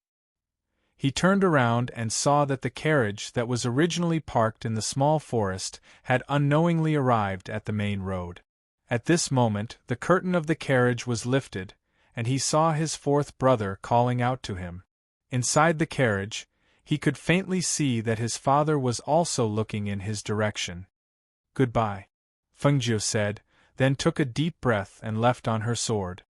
Hearing the sound of farewell, Huang Fu Shao turned around and saw that her figure had already disappeared into the clouds. After a while, he could not see her figure anymore. Then, he quickly walked towards the carriage. Father. He boarded the carriage, looked at his father and said, I did not expect that the one who extinguished the baleful Yin-Chi was a girl. Unfortunately, I was just about to ask her about her master, but I did not expect to miss it. He sighed and said, that girl might be an alchemist. He felt that it was a pity that he missed such a good opportunity to ask.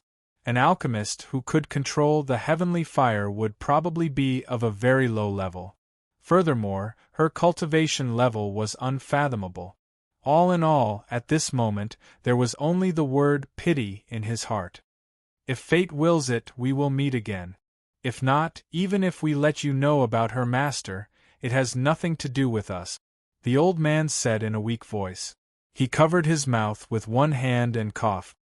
Now that the wind and rain have stopped, brother, can we go? The man in his 30s said. Let's go. As he said, he signaled the carriage driver to continue driving. At this moment, a middle-aged cultivator ran out of the ruined temple, mumbling something under his breath.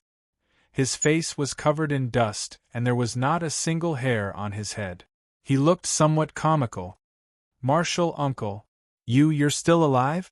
A young man who came out of nowhere shouted and ran towards the middle-aged man. The middle-aged cultivator suddenly revealed a silly smile. He pushed the young man aside and walked forward while muttering to himself. The young man seemed to be stunned for a moment before he hurriedly followed. As for what he was saying, no one cared. Several days later, in a restaurant, Fengjie was sitting on the first floor, pouring wine and listening to the people in the restaurant discussing in low voices. "Do you know what happened last night? I've heard about it. Didn't they say that a few of the branches of a certain force were destroyed? Now, the people of that force are investigating. Even the big families and forces in the city are alarmed, but no one knows who did it. To be able to destroy those nests in one night, it must have been a whole team, and it must have been premeditated." Fengjie took a sip of wine and called the waiter to settle the bill. Then, he got up and walked out. Chapter 49-64. Fengjie went to the inn to rest and only came out in the evening. At this time, the sky was not completely dark yet, but there were already night stalls set up on the street. Because it was not the peak hour of the night market, there were not many people on the street. Just as she was walking slowly, she saw Huang Fu Xiao, who she met a few days ago at the ruined temple, hurriedly walking towards her. Her steps were light and slow, but she did not stop walking. Instead, he cupped his hands and called out to her. "Miss, I did not expect to meet you here." Fengjie stopped and looked at him, asking, "What is it? After we parted that day, I did not know when I would be able to see you again. Today, a guard in my residence went out to do some work and saw you entering the inn. He specially came back to report to me. When I heard the news, I hurriedly came to pay my respects and invite you to my residence for a chat." Huang Fu Xiao said. Seeing that she did not speak, he hurriedly said, "It's like this, my Huang Fu family is one of the aristocratic families in this city. Since you are here, I would like to play host. Also, I would like to invite you to treat my father." Hearing this, Fengjie raised her eyebrows. "Treat? How do you know that I am a doctor?" Huang Fu Xiao doesn't know. "It's just that I've seen your abilities that day and the faint medicinal fragrance on your body. That's why I made this guess." He continued, "Whether you can cure my father or not, Huang Fu Xiao will be eternally grateful." Looking at the person in front of her, Fengjie's eyes flashed. This person reminded her that day, so she could see that he was kind. Now that they met again in this city, there was no harm in helping him. However, what she was about to do, after thinking for a while, the corners of his lips curled up as he said, "Lead the way." Hearing this, Huang Fu Xiao was slightly startled. He did not expect that she would actually agree to his bold request. Delighted, he immediately gestured for her to follow him. "Please follow me." As he spoke, he personally led the way for her. Although there were not many people on the street, it was strange to see this scene. Someone curiously muttered, "Isn't that the head of the Huang Fu family? Why is he so respectful to that girl? That girl is dressed in green and has an ordinary appearance. She doesn't look like someone who is related to a big family like the Huang Fu family." The people on the street were discussing in low voices. On the other side, Huang Fu Xiao personally invited Fengjie into his residence. Even though it was already late at night, he did not bring her directly to his father's courtyard. Instead, he invited her to sit in the hall. "I still haven't asked for your name?" he asked. His gaze landed on the elegant woman in green. His Huang Fu clan was a 100-year-old clan with a very high status.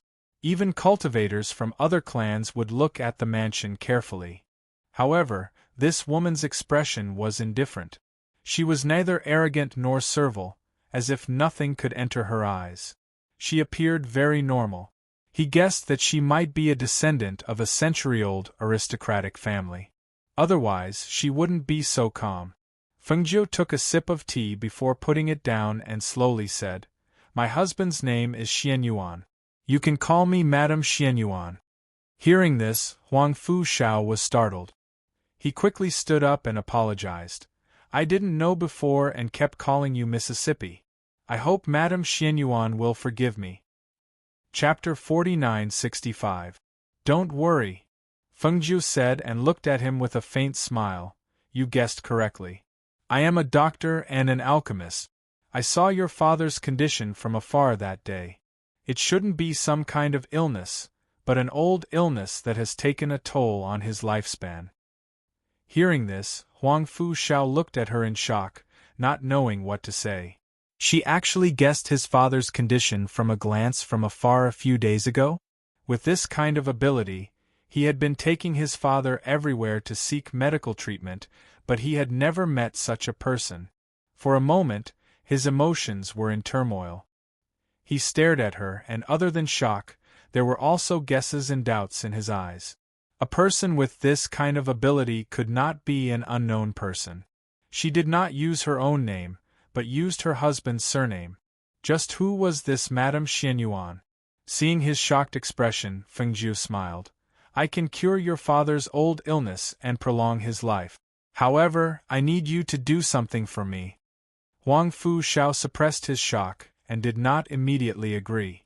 Instead, he frowned and asked with a serious expression, May I ask what Madame Xianyuan needs me to do? Fengjiu held his teacup and gently scraped the tea inside with the lid. He said slowly, Release the news that you have a 1,000-year-old dark soul ginseng. 1,000-year-old dark soul ginseng? Is that the legendary 1,000-year-old dark soul ginseng that can revive the dead and cultivate the soul? He asked in surprise. That's right, Fengjiu nodded and looked at him with praise. He did not think that he would know about this kind of treasure. Huang Fu Shao frowned and asked, What is Madame Xuanyuan's intention? Not to mention that we don't have such a treasure in our residence. Just this news alone is enough to bring disaster to our Huang Fu clan. That kind of heavenly treasure was not only able to revive the dead. If this news was released, their Huang Fu clan would never have a day of peace. I won't let your Huang Fu clan get into trouble, Fengjiu said. No, Madame Xianyuan, you don't know the severity of this matter. He shook his head. This matter could not be settled with just a word from her. Just because she said she would not let the Huang Fu clan get into trouble, it would not mean that they would not get into trouble. Seeing him like this, Fengjiu only smiled. Take a look. When Huang Fu Shao heard her words, he was confused. What did she mean? A wisp of spiritual energy was released from her body, and between her eyebrows, a cyan lotus flower with a flame pattern slowly emerged. This, his eyes widened in shock. His usual calmness and composure had vanished into nothingness at this moment. The Empress, P. His legs involuntarily fell to his knees. He opened his mouth and stuttered, Feng, master. Fengjiu didn't intend to reveal her identity, but if she didn't do so, Huang Fu Shao wouldn't believe that she had the ability to protect the Huang Fu clan. Therefore, she made the green lotus seal appear between her eyebrows to show her identity. Chapter 4966. I do. He hurriedly said, sweat appearing on his forehead due to his nervousness. Get up and speak. She gestured. However, after he got up, he did not dare to sit in the seat of honor, but instead sat opposite her. Feng, as soon as he spoke, Fengjiu raised her hand and said, Don't reveal my identity for now. Just call me Madame Xianyuan. Yes. He wiped his sweat and hurriedly replied. He then asked, Madame Xianyuan, what do you need me to do? Is it enough to just release the news? If he had been hesitant and worried before, then after knowing her identity, those worries no longer existed. Sitting there now, he still felt that it was somewhat inconceivable.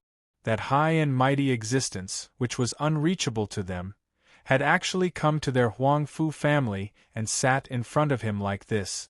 Their Huang Fu family's ancestors' graves were probably smoking green smoke, right? You, Fengjiu slowly said, and explained the matter in detail to him. After hearing her words, he nodded and immediately said, Yes, I'll immediately arrange it. As he spoke, he said, Madame Xianyuan, it's already late. Why don't I bring you to the courtyard to rest first? Just call anyone to bring me there. Go and do what I told you to do. Tomorrow morning, I'll go and take a look at your father. She stood up and said, Yes. He gratefully replied, and called for the housekeeper to personally bring her to the courtyard to rest. After she left, he hurriedly ordered the servants to take care of her carefully, and then hurriedly went to his father's courtyard. Once he entered the courtyard, he dismissed all the servants and even set up a soundproof barrier. The old man lying on the bed saw him like this and asked, What happened? Father, it's a joyous occasion. The heavens have blessed our Huangfu family. He could not hide the excitement and joy on his face. He hurriedly went forward to help his father up, and placed a pillow on his waist. His face was full of joy. What's the matter? Seeing his eldest son, who usually did not show his emotions, so excited and happy, the old man's heart was slightly moved and he was somewhat curious. Father, an important guest has come to our Huangfu clan. He hurriedly explained the situation in detail to his father. After hearing his words, the old man's face lit up with joy. His eyes were filled with a light and vigor that had never been there before. He held his hand and said excitedly, Is that so? Was it really him?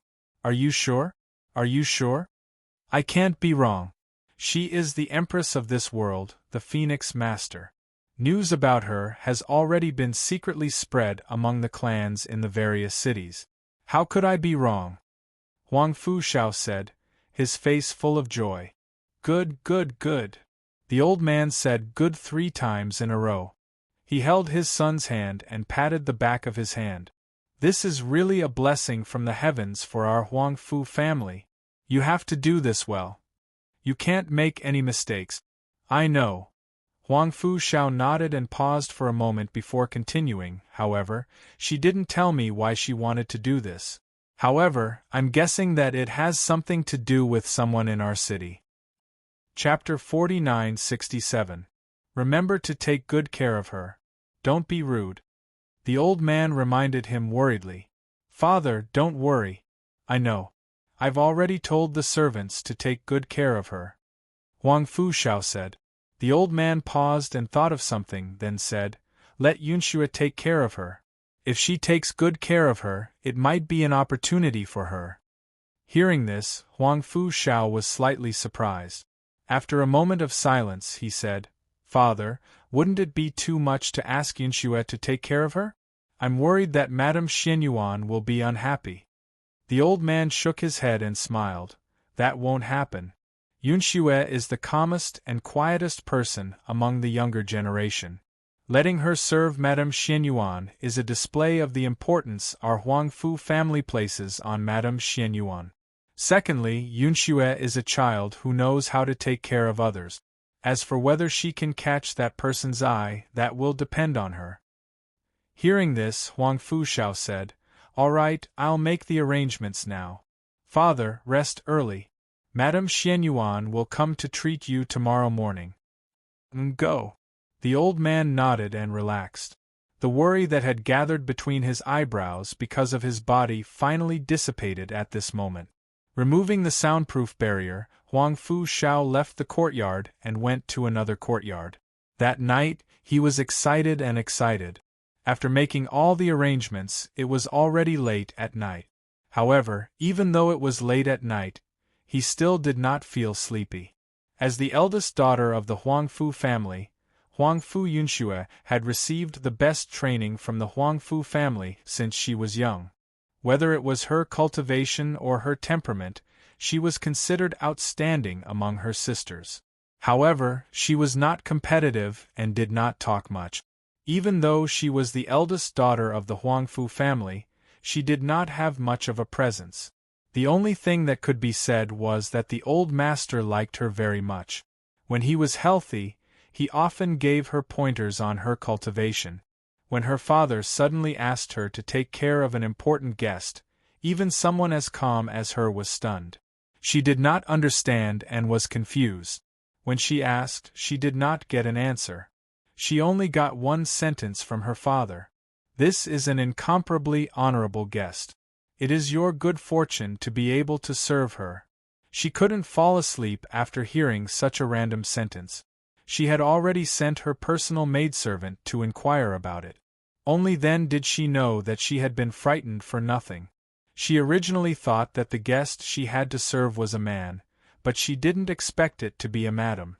After knowing that the other party was a madam, she felt relieved. After packing up early in the morning, she went to the madam's courtyard alone to make preparations. When Fengjiu had just gotten out of bed, he heard a gentle and pleasant voice coming from outside. "Is madam awake?" She, who had always been carefree, opened the door without washing up. As soon as the door opened, she saw a slender young girl standing at the door. She was about 16 or 17 years old, wearing a plain dress. Her appearance was extremely outstanding, and her whole person exuded a clean aura. At this moment, there was a faint smile on her beautiful face. When she saw her, she gracefully curtsied towards her. "Huang Fu Yunxue greets Madam." "Hm?" Fengjiu, who had just woken up, squinted his eyes lazily. "You are the eldest daughter of the Huang Fu family?" Chapter 4968. Wait outside. Fengjiu didn't say much, but after closing the door, she washed up and changed her clothes inside. After a while, she walked out and saw that breakfast was already served in the courtyard. "Madam, I asked the kitchen to cook some porridge and stir-fry some side dishes. Have a taste and see if they are to your liking." Huang Fu Yunxue spoke softly and walked to the table. She scooped a small bowl of porridge for her and then retreated to the side to wait. Fengjiu saw that she was well-mannered, skillful and natural, so she walked forward and sat down. Looking at the porridge and several delicious side dishes in front of her, her eyes flashed slightly. She didn't say anything, but took a spoonful of porridge with a spoon and ate some side dishes. She ate slowly and didn't need to say anything. When the porridge in her bowl was finished, Huang Fu Yunxue, who was waiting at the side, came forward to add more porridge for her. After she put down her chopsticks and saw that she was full, Huang Fu Yunxue quietly ordered the servant girl behind her to clean up the table. "Miss Huang Fu, isn't it too unfair for you to come and serve me?" After Fengjiu finished eating, he stood up and walked a few steps in the courtyard. He looked at Huang Fu Yunxue. Huang Fu Yunxue was slightly startled. She looked at her and then lowered her eyes and said softly, "Father said that Madam is an important guest of the Huang Fu family and cannot be neglected.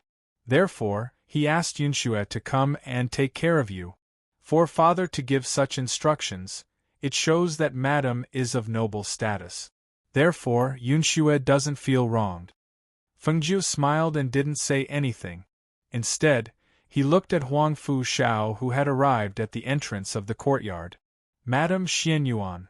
Huang Fu Shao bowed to her and looked at his daughter from the corner of his eyes. "Lead the way," Fengjiu said and walked forward. "Okay, Madam Xianyuan, this way please." He hurriedly said and made a gesture to invite Fengjiu to another courtyard. Huang Fu Yunxue paused for a moment, then followed them. She was 3 steps behind them at a leisurely pace. The servants in the Huang Fu family's old master's courtyard had already been dismissed.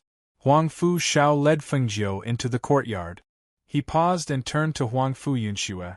"You can wait outside the courtyard. Without my permission, no one else is allowed to enter."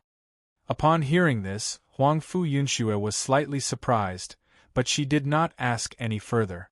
Instead, she gently nodded and replied, "Yes, Father."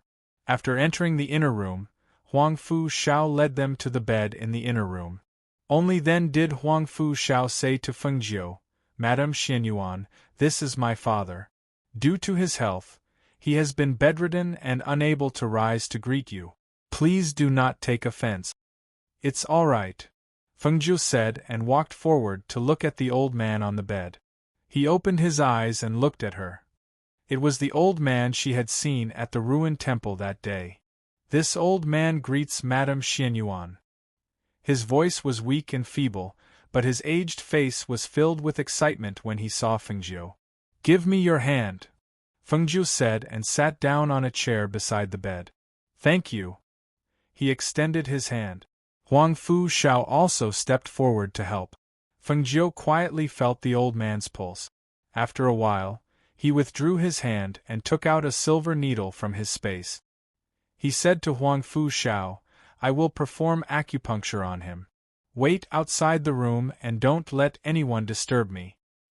Chapter 49-69. In the room, the old man saw Fengjiu pick up a silver needle and insert it into his acupoint. Then, he fell into a deep sleep.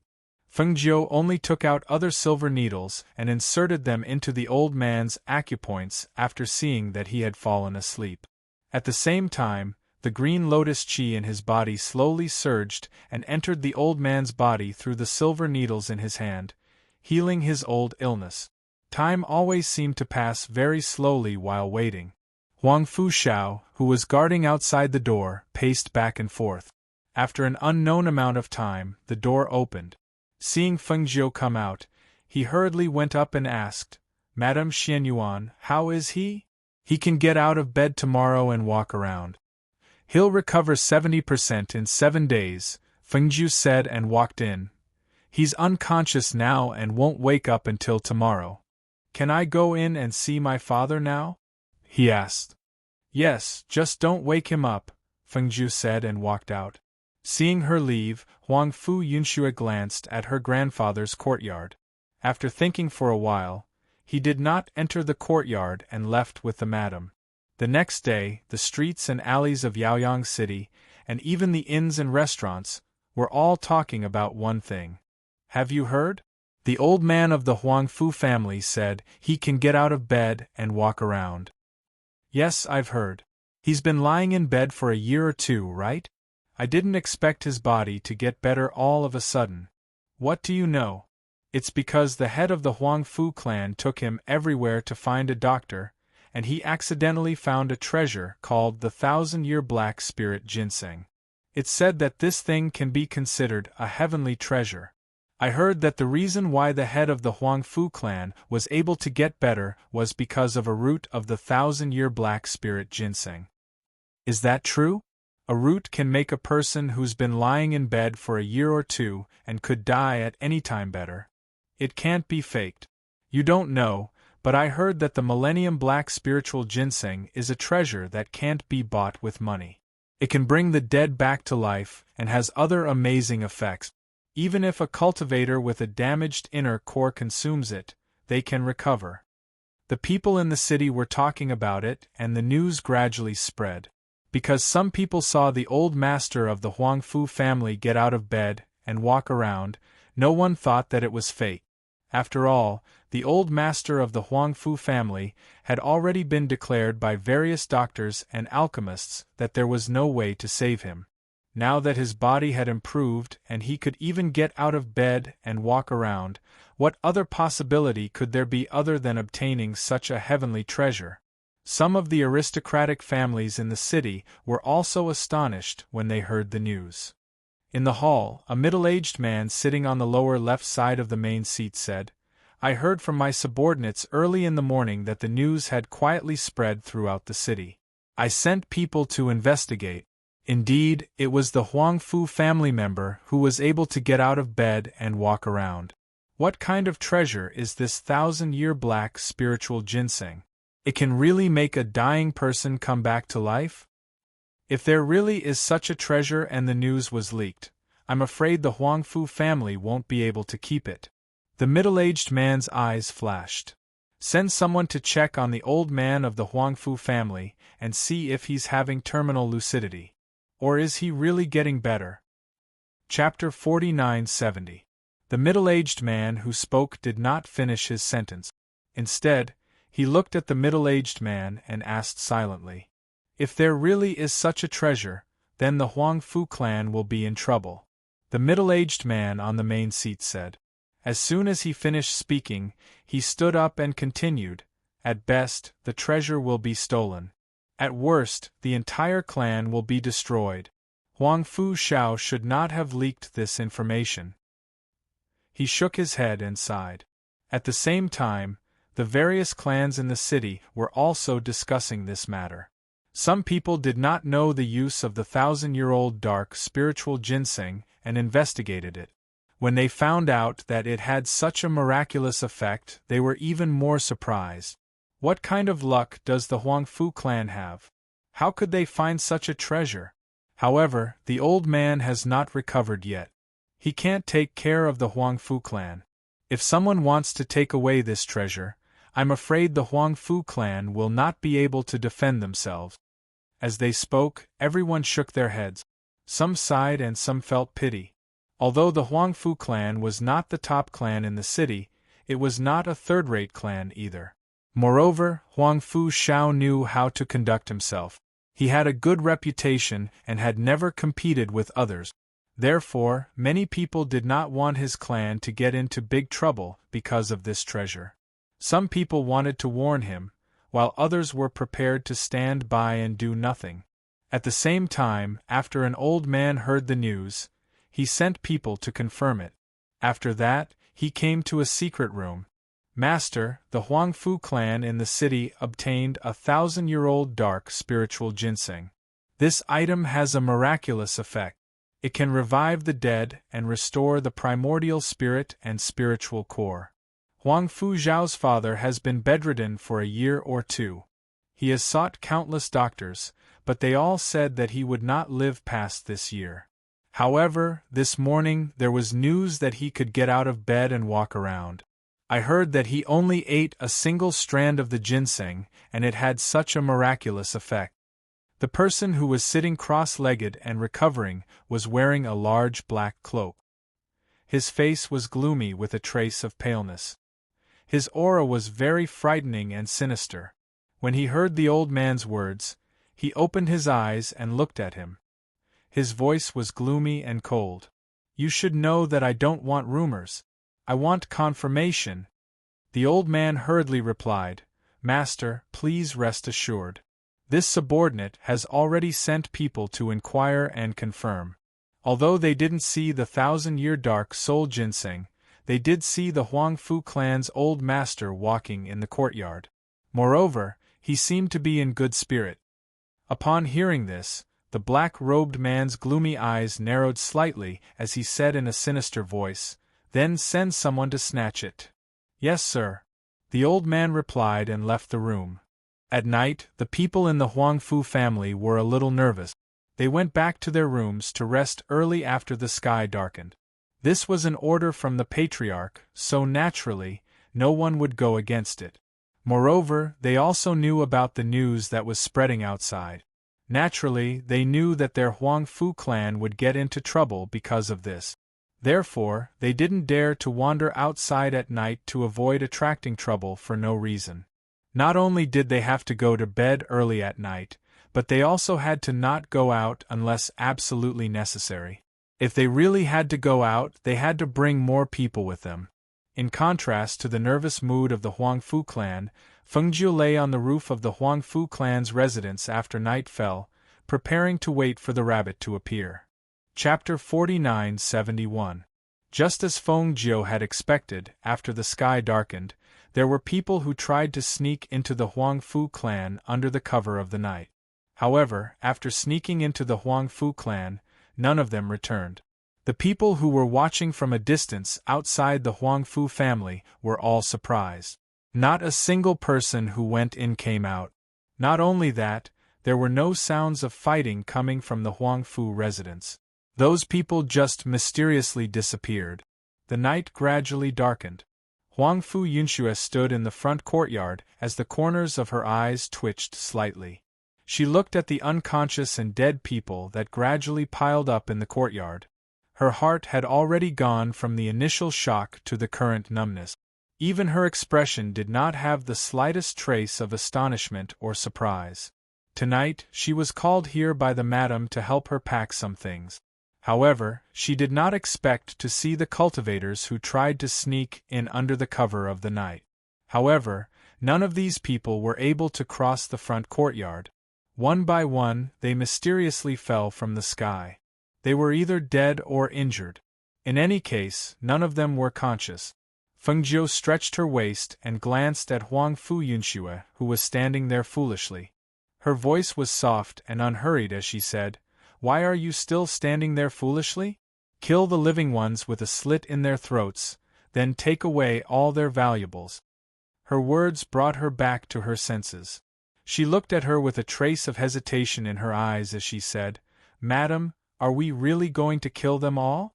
She could not bear to do it. Fengjiu curled her lips into a smile and said, "Kill them. You have to know that, if I was not here, the people who would be killed tonight would be your Huangfu family. These sneaky people are not soft-hearted people." Perhaps because of her words, or perhaps because of other reasons, Huang Fu Yunxue gripped her dagger and stepped forward. She gritted her teeth and reaped the lives of those people like a demon. Fengjiu sat on the roof and watched indifferently. The corners of her lips curled up slightly. Huang Fu Yunxue had been by her side for 2 days. She was indeed a person with a clean mind. However, people like her usually did not live for long. Seeing that she had served her wholeheartedly for the past 2 days, she naturally did not mind giving her a push. She believed that after tonight she would become different. Huang Fu Yunxue did not know when she stopped. She only knew that the warm blood splashed all over her body. Some even splashed onto her face. Her hands were stained with the blood. She sat in front of the pile of corpses in a daze. No one knew what she was thinking about. When the sky was about to brighten, she entered a state of enlightenment. As she sat there cross-legged, the spiritual energy in her body began to circulate. At this moment, even though her eyes were closed, she could still feel an unprecedented sense of clarity. The path she had taken, the path she would take in the future, and the confusion she had in the past were all cleared up at this moment. It was as if there was a voice in her mind asking her something. The sun rose in the east and a new day had arrived. However, on this day, the various powers in the city exploded. They could not sit still. There was no other reason. It was because the people they sent out did not return for an entire night. There was no movement at all. It was as if they had disappeared into thin air. Chapter 49-72. Master. The black-robed man opened his eyes and stared coldly at the old man kneeling in front of him. A cold glint flashed across his eyes. "You didn't succeed?" he asked, his voice cold and filled with hostility. "Master, please forgive me." He placed his head on the ground and kowtowed. Only then did he raise his head to look at him. With a dignified expression, he said, "Master, the people we sent out were all top experts. However, I didn't expect that none of them would return alive." "Isn't there only Huang Fu Shao in the Huang Fu clan? Other than him, what other experts are there?" he asked, the corners of his mouth drooping slightly, his face filled with displeasure. "Right now, other than Huang Fu Shao, there are no other experts in the Huang Fu clan. Even if there were, it would be the elders of the Huang Fu clan. However, the people we sent out naturally have the strength to deal with those people. But now, we haven't heard from them at all. It's obvious that there's an unknown expert in the Huang Fu clan." As the old man spoke, he looked at him and continued, "Last night, other than our people, there were 7 or 8 other groups that sneaked into the Huang Fu clan. However, none of them returned. Because a few of our people were destroyed a few days ago, we lost many experts. On top of that, the ones we sent out last night were also killed. That's why I've come to report this to Master. Master, please give us your orders. What should we do?" Perhaps because he thought that a few of his people had been destroyed, the black-robed man's cold aura became even colder. He withdrew his aura and exhaled softly. "Tonight, you'll come with me personally. I want to see just who is in charge of the Huang Fu clan." If he could get his hands on the 1,000-year dark soul ginseng, his physical condition would recover. His damaged soul would also recover and his strength would return to its peak. So, no matter who was in charge of the Huang Fu clan, even he had to make a trip there himself. Yes. Hearing that he wanted to go personally, The old man sighed in relief. He felt that, if he went personally, he would be able to get his hands on the item. "Haven't you found that person yet?" the black-robed man asked again. The old man lowered his head and said, "Not yet. The main reason is that no one saw it and we don't know if it's a man or a woman. We can only search for foreign cultivators in the city, so we haven't found anything yet." "Investigate. We must drag him out and put him to death by 1,000 cuts," he said in a gloomy voice. "Yes." The old man bowed and left the room. In the Huangfu family, Huangfu Shao, who had always been serious, came to his father's courtyard with excitement and joy. "Father, Yunxue has been enlightened." Hearing this, old Master Huangfu was slightly taken aback. His eyes widened with surprise and astonishment. "Epiphany? Yunxue?" "Yes. Last night, because of Madame Xuanyuan's words, I ordered the servants not to go out. Even if they heard the commotion, they were not to come out of their rooms. I went over to take a look this morning. The corpses piled up in the front yard were as tall as a small mountain. Furthermore, they were all experts with extraordinary strength." Speaking of this, Huangfu Shao exhaled deeply and said, "When I arrived, Madame Xianyuan had already returned to her courtyard to rest. Only Yunxue was sitting in front of the pile of corpses, her body covered in blood. There was a barrier around her that prevented anyone from approaching. It should have been set up by Madame Xianyuan." Chapter 49-73. "Yes, I know. I'm thinking that since she's had an epiphany this time, she'll probably break through soon. Moreover, being able to enter an epiphany is a good thing for cultivators. It'll be extremely beneficial to her future cultivation." Huangfu Shao said with a smile, "Father, it's also fortunate that you told Yunxue to go take care of Madame Xianyuan. I didn't expect that in just a day or two, she would have such an opportunity. Madame Xianyuan is a supreme expert. As long as she is willing, she can bring great benefits to others," the old man said with emotion. "To be able to meet her is the accumulated good karma of our Huangfu clan's ancestors. This is truly a great blessing. It's also fortunate that she was guarding for us. Otherwise, with those people from last night, I'm afraid." Thinking about the pile of corpses in the front yard, his heart felt heavy. Who would have thought that a single 1,000-year black soul ginseng would be able to attract so many experts? In this world, experts were extremely fanatical and crazy about rare and precious treasures. "I'm afraid that the people coming tonight will be even stronger. You should prepare early today," the old man said. "All right, I'll arrange it now," he said, bowed, and then walked out. In the evening, when Fengjiu came out of her room, she saw Huangfu Yunxue, who had already changed into a new set of clothes, waiting in the courtyard. When she saw her come out, she went forward and bowed to her. "Yunxue, thank you for your kindness." She gratefully bowed to her. Her heart was filled with gratitude. Fengjiu waved her hand indifferently. "It's your own realization. It has nothing to do with me." She walked to the table and sat down. Huangfu Yunxue went forward and ladled a bowl of soup for her. If it wasn't for Madame, Yunxue wouldn't have this epiphany. Yunxue will remember Madame's kindness in her heart.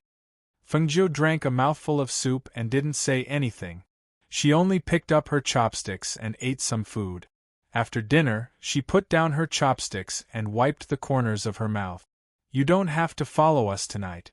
Go back to your room early and don't go out. Don't come out even if you hear something." Hearing this, Huangfu Yunxue recalled the scene from last night. Her heart skipped a beat, but she didn't ask any further. Instead, she replied respectfully, "Yes." Fengjiu walked outside. He first went to old Master Huangfu's courtyard to perform another round of acupuncture. By the time he finished, it was already dark outside. She looked at the darkening sky and narrowed her eyes. Instead of returning to the courtyard, she walked towards the front yard. The corpses in the front yard had already been cleaned up, and even the spatial energy couldn't find a trace of blood from last night. It was as if the pile of corpses last night was just an illusion. Fengjiu waved his hand and set up a barrier, isolating the Huangfu family's backyard from the front yard. Instead of waiting on the roof, she clasped her hands behind her back and found a place to sit in the front yard. As night fell, 7 or 8 black-clothed cultivators quietly snuck in. They looked around vigilantly, then quietly landed in the front yard. Fengjiu sat in a corner of the front yard. Because she had concealed her aura and deliberately concealed herself, the 7 or 8 cultivators didn't notice her presence in the corner. Because her figure was blocked by a pillar, and because of the darkness of the night, there were no lights in the front yard, so no one noticed her. Chapter 49-74. At this moment, they didn't know that Fengjiu was quietly sizing up the 7 or 8 people. She saw that these people were stronger and more cautious than the people who came last night, but they still weren't the person she was waiting for.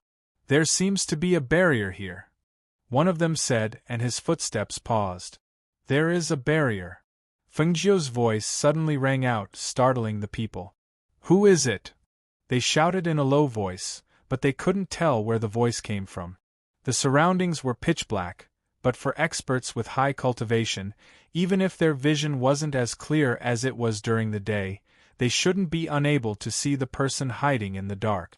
However, they could only hear the voice, and didn't see the person hiding in the dark. Fengjiu walked out from the dark, and her gaze swept over the people, asking, "Who are you?"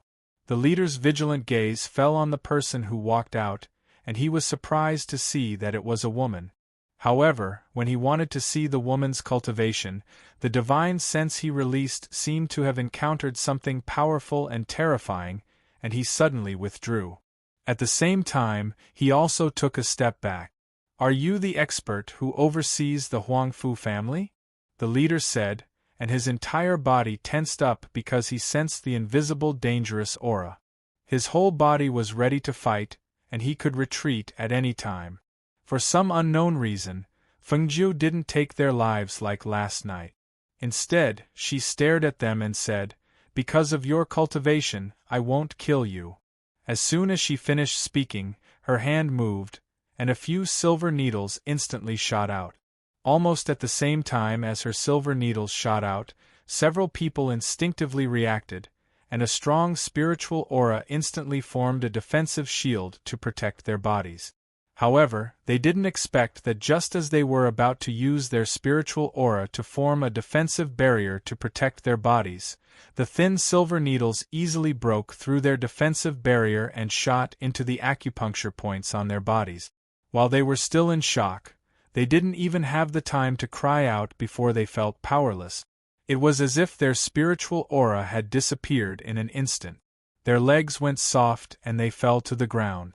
At this moment their hearts sank. Fengjiu waved her sleeve, and a gust of wind blew, sending the people to a corner. They tried to make a sound, but no sound came out. Their bodies couldn't move, and they could only weakly fall to the ground. "You lost many people last night, and you still dare to come tonight. Your courage is commendable."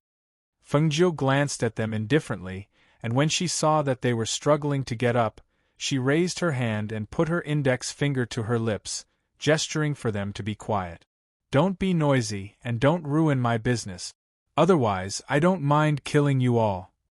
It was clearly such a gentle voice, but in their ears, it was like a sudden clap of thunder that set off a storm in their hearts. A chill even rose from the soles of their feet to their hearts, so cold that they couldn't help but shiver.